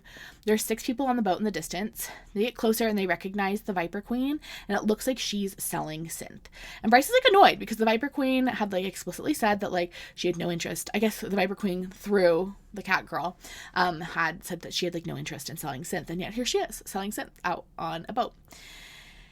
And they get close enough for Bryce to snap a couple pictures, and they hear the Viper Queen say to the buyers, I think this is the start of a beautiful friendship, don't you? And then they get a little closer, and they're close enough now to recognize the face of one of the buyers. And Therian goes, holy hell. It's Hunt. Bryce tucked him in, snug as a bug in a rug for bedtime. She said goodnight, sleep tight. She like made sure all of his wounds were tidied and cleaned after his, spicy time incident. Tucked him in, made sure he had his glass of water on the bedside, and he snuck out of the house without telling her. How rude. And now he's dealing in synth. Then suddenly Bryce is on the boat, and she's like, I don't know how I got up here. And I'm like, girl, me neither. What do you mean you don't know how you got up there? She's like, I'm on the boat. Therian's with me. Everyone has a gun pointed at Bryce, but Bryce doesn't care. She's not worried about the guns pointed at her. She is like, Hunt, what the hell are you doing up here? And then she notices the other 2 buyers are Victoria and Justinian. And Bryce is like, what the F is this, Hunt? And then Micah lands on the boat, and Micah says it's exactly what it looks like. And then Naomi and Isaiah and a bunch of other angels are like landing on this boat, a bunch of other angels from the auxiliary. And we find out that the Viper Queen set them up. She made sure word leaked about her having a shipment of synth coming in, and essentially worked with Micah to do some sort of like sting operation on a group of buyers. Hunt is trying to explain himself to Bryce. It wasn't supposed to go down like this, Bryce. Maybe at first, but then I saw that video tonight and I tried to stop them, but they wouldn't listen. And the Viper Queen says, the 3 of these thought synth would be an easy way to regain what was taken from them. The Viper Queen said, a vicious pause, the power to overthrow their masters. And Bryce can tell that's like sort of true. Like Hunt does not deny that part, that they like were attempting to get this synth to help the rebels. Micah explains that they had learned about the synth days ago and had been planning to distribute it to the rebels, and that the Viper Queen went to Micah to rat them out. And Bryce is like pissed that Hunt has known about this stuff for days, that like all of this research about synth that she's come across, like he has already known about it, obviously. And he didn't tell her anything. And Hunt explains that he learned about it from some of his targets when he had that night where he like came back like really rattled, covered in blood. Micah had sent him to kill these like drug lords, and they had told him about the synth that had leaked about 2 years ago from Redner Labs onto the street. It was supposed to be capable of amping up people's power, but he hadn't known about the connection to the case initially. And Bryce says, how did it leak out onto the streets? And Micah says, Danica Fendir. And Hunt explains, Danica sold it, Bryce. That's why she was spotted on that boat with the crate of it. I figured it out nearly a week ago. She stole the formula for it, sold the stock, and Bryce says, and what? And what, Hunt? And Hunt says, and Danica used it herself. She was addicted to it. And Bryce says, Danica would have never done that. She would have never done any of this. And Hunt goes, she did, Bryce. Look at the evidence. Look at the last messages between the 2 of you. The drugs we found in your system that night. That was standard stuff for you 2. So what was one more substance? One that in small doses could give an even more intense high. One that could take the edge off for Danica after a long day, after Sabine had ripped her apart yet again. One that gave her a taste of what it would be like to be prime of the wolves. Gave her that power since she was waiting to make the drop with you. She took it, Bryce. All signs point to her killing those 2 CCU students the night the horn was stolen. They saw her stealing the horn and she chased them down and killed them. Bryce is like, that's not true. Hunt goes, those guys I killed said Danica was seen around the meat market talking about synth. It was how Danica knew about Maximus Tertullian. He was an addict like her. His girlfriend had no idea. And Hunt just like holds out his hands for Micah to cuff him because like he's been caught, like nothing to do now. And Micah says, aren't you going to tell her the rest? And Hunt says, that's not necessary. Let her go. Like, that's not necessary. Let's just go. And Bryce says, tell me what? And Micah says, he already knows the truth of Danica's murder. And Hunt, pressed a little bit by Micah, explains, Danica took the synth the night she died. Took too much of it. It drove her out of her mind. She slaughtered her own pack and then herself. And Bryce is like, no. Hunt is like, that's why there was never any audio of the killer, Bryce. And Bryce says, she was begging for her life. And Hunt said, she was begging herself to stop. The only snarls on the recording were hers. The horn was probably something she stole to upset Sabine, and because of the obsidian salt in the synth, sometimes they like can accidentally summon a Crystallos demon, which is why that Crystallos demon was there that night, and why the Crystallos demons have been popping up more and more as this drug becomes more popular on the street. Like sometimes when people take it, they also summon a demon. Okay. And Bryce says, you knew. And Hunt goes, I'm sorry. And Bryce goes, you knew. And like Hunt steps forward to try to like, touch Bryce in some way. And someone like steps in. It's Fury. Hey girl, where have you been? We've missed you, bestie. And Fury has a gun pointed at Hunt, and she says, move and you die. And then Fury turns to the Viper Queen and says, get the hell out of my sight. And the Viper Queen says, it's my boat. And Fury says, okay, then go somewhere I can't see your face. And the Viper Queen listens. Interesting. Hunt is trying to explain himself, and Bryce is just like screaming and yelling at him. Obviously, this is like the most horrific thing she could ever hear. Like, horrifying. Just like gutting. Like, you kind of think the worst thing that could possibly happen to you happens when you come home and find like, your entire friend group dead. But to like find out that your best friend was the one who did it and she's gone too, just like, I think adds another just like layer of like incomprehensible horror to the situation. And he's like trying to explain that he did know, but he didn't want Bryce to get hurt. And he initially wanted to get the synth to help the rebels, but as soon as he saw those videos, he realized it was a terrible idea. And he tried to stop Victoria and Justinian from going through with it, but they were already set on it and they wouldn't listen. And Bryce takes the white opal out of her pocket. She's been carrying it with her this whole time since Hunt gave it to her at the meat market. And she chucks it at his head and he does bleed. Like, she chucks it hard. And I know this was like a rough time, but we cannot be throwing things at people. Okay, I do want to say that. But anyway, Bryce says to him, I never want to see you again. And Micah says, that won't be a problem because like obviously Hunt is now being arrested for this like pretty substantial crime and he's already a slave. So like the chances of him being in a spot where he can just like hang out with Bryce now pretty non-existent. And Hunt says, I'm sorry. I couldn't bear the thought of you. And Fury says, that's enough. She's done with you, all of you. You bother her again and I will visit you, Governor. And Hunt says, Bryce, your heart was already so broken and the last thing I ever wanted to do.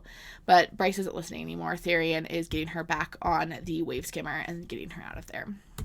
Rune is waiting for her when she gets back at the apartment. Clearly, he was like called and sent to like take care of her. He doesn't speak to her at all as they head up to the apartment, and Bryce walks in and she immediately sees just like little glimpses of Hunt everywhere. His things and a little bit of his blood staining on the couch, and she just like throws up and starts sobbing. And Rune is just like holding her as she like cries. And she realizes that Hunt must have been the one to realize that she was getting close when he saw those videos that she had found. And so he probably arranged for that apartment fire and distracted her with that hookup. She's just like so devastated by the idea that Danica killed the pack and that she is trapped in the like sleeping city with the Underking, that Bryce kind of damned her to have to endure that shame, like that, like the horror of what she had done for the rest of eternity. She just like knows Danica's there suffering. And she's just like sitting in the corner staring at the wall. She like doesn't know how to grapple with any of this. The fact that her and Hunt had become incredibly close. They were incredibly close friends. And he like really betrayed her in this like unforgivable way. And also Danica is like the love of her life, honestly. And to learn that her death was self-imposed in some ways is also horrifying, and that there's like no one to blame, and it wasn't because she was like doing some great justice, but because like she got in over her head. She's just like staring at the wall, and Fury comes in, and Fury has like an update. Justinian is currently bleeding out in the Continuum lobby. He's like has been like, I think, crucified. I think he's hanging on a cross in the Continuum lobby. Not dead yet, but will be. And then Victoria has been stripped of her body as a wraith, and they're putting her in a glass box, and Micah plans to like put her at the bottom of the ocean, and so she'll just be like down there forever in darkness and silence. Or we don't know, it could be something else at the bottom of the ocean. Maybe it's fun down there. We don't know what's at the bottom of the ocean. Athalar is currently in the holding cells under the Continuum. Micah has a different punishment planned for him. And Rune says, what could be worse than what the other two are enduring? And Fury says, after a long pause, a lot of things, Rune Danon. And that's where we end. Ooh, bad times for everyone. Mostly for Bryce. Really bad times for Bryce. Like I said, we have one more part left of House of Earth and Blood, and it is by far my favorite. Some of the best story I think Sarah has ever written. I'm really excited to talk about it. Like, all of my favorite parts from this book are in this last 200 pages. It's just wall-to-wall good times. So excited to chat about it with you in a couple weeks. So obviously, if you haven't already, subscribe so you know when that video comes out. And I will talk with you so soon. Have a gorgeous rest of your day. Bye.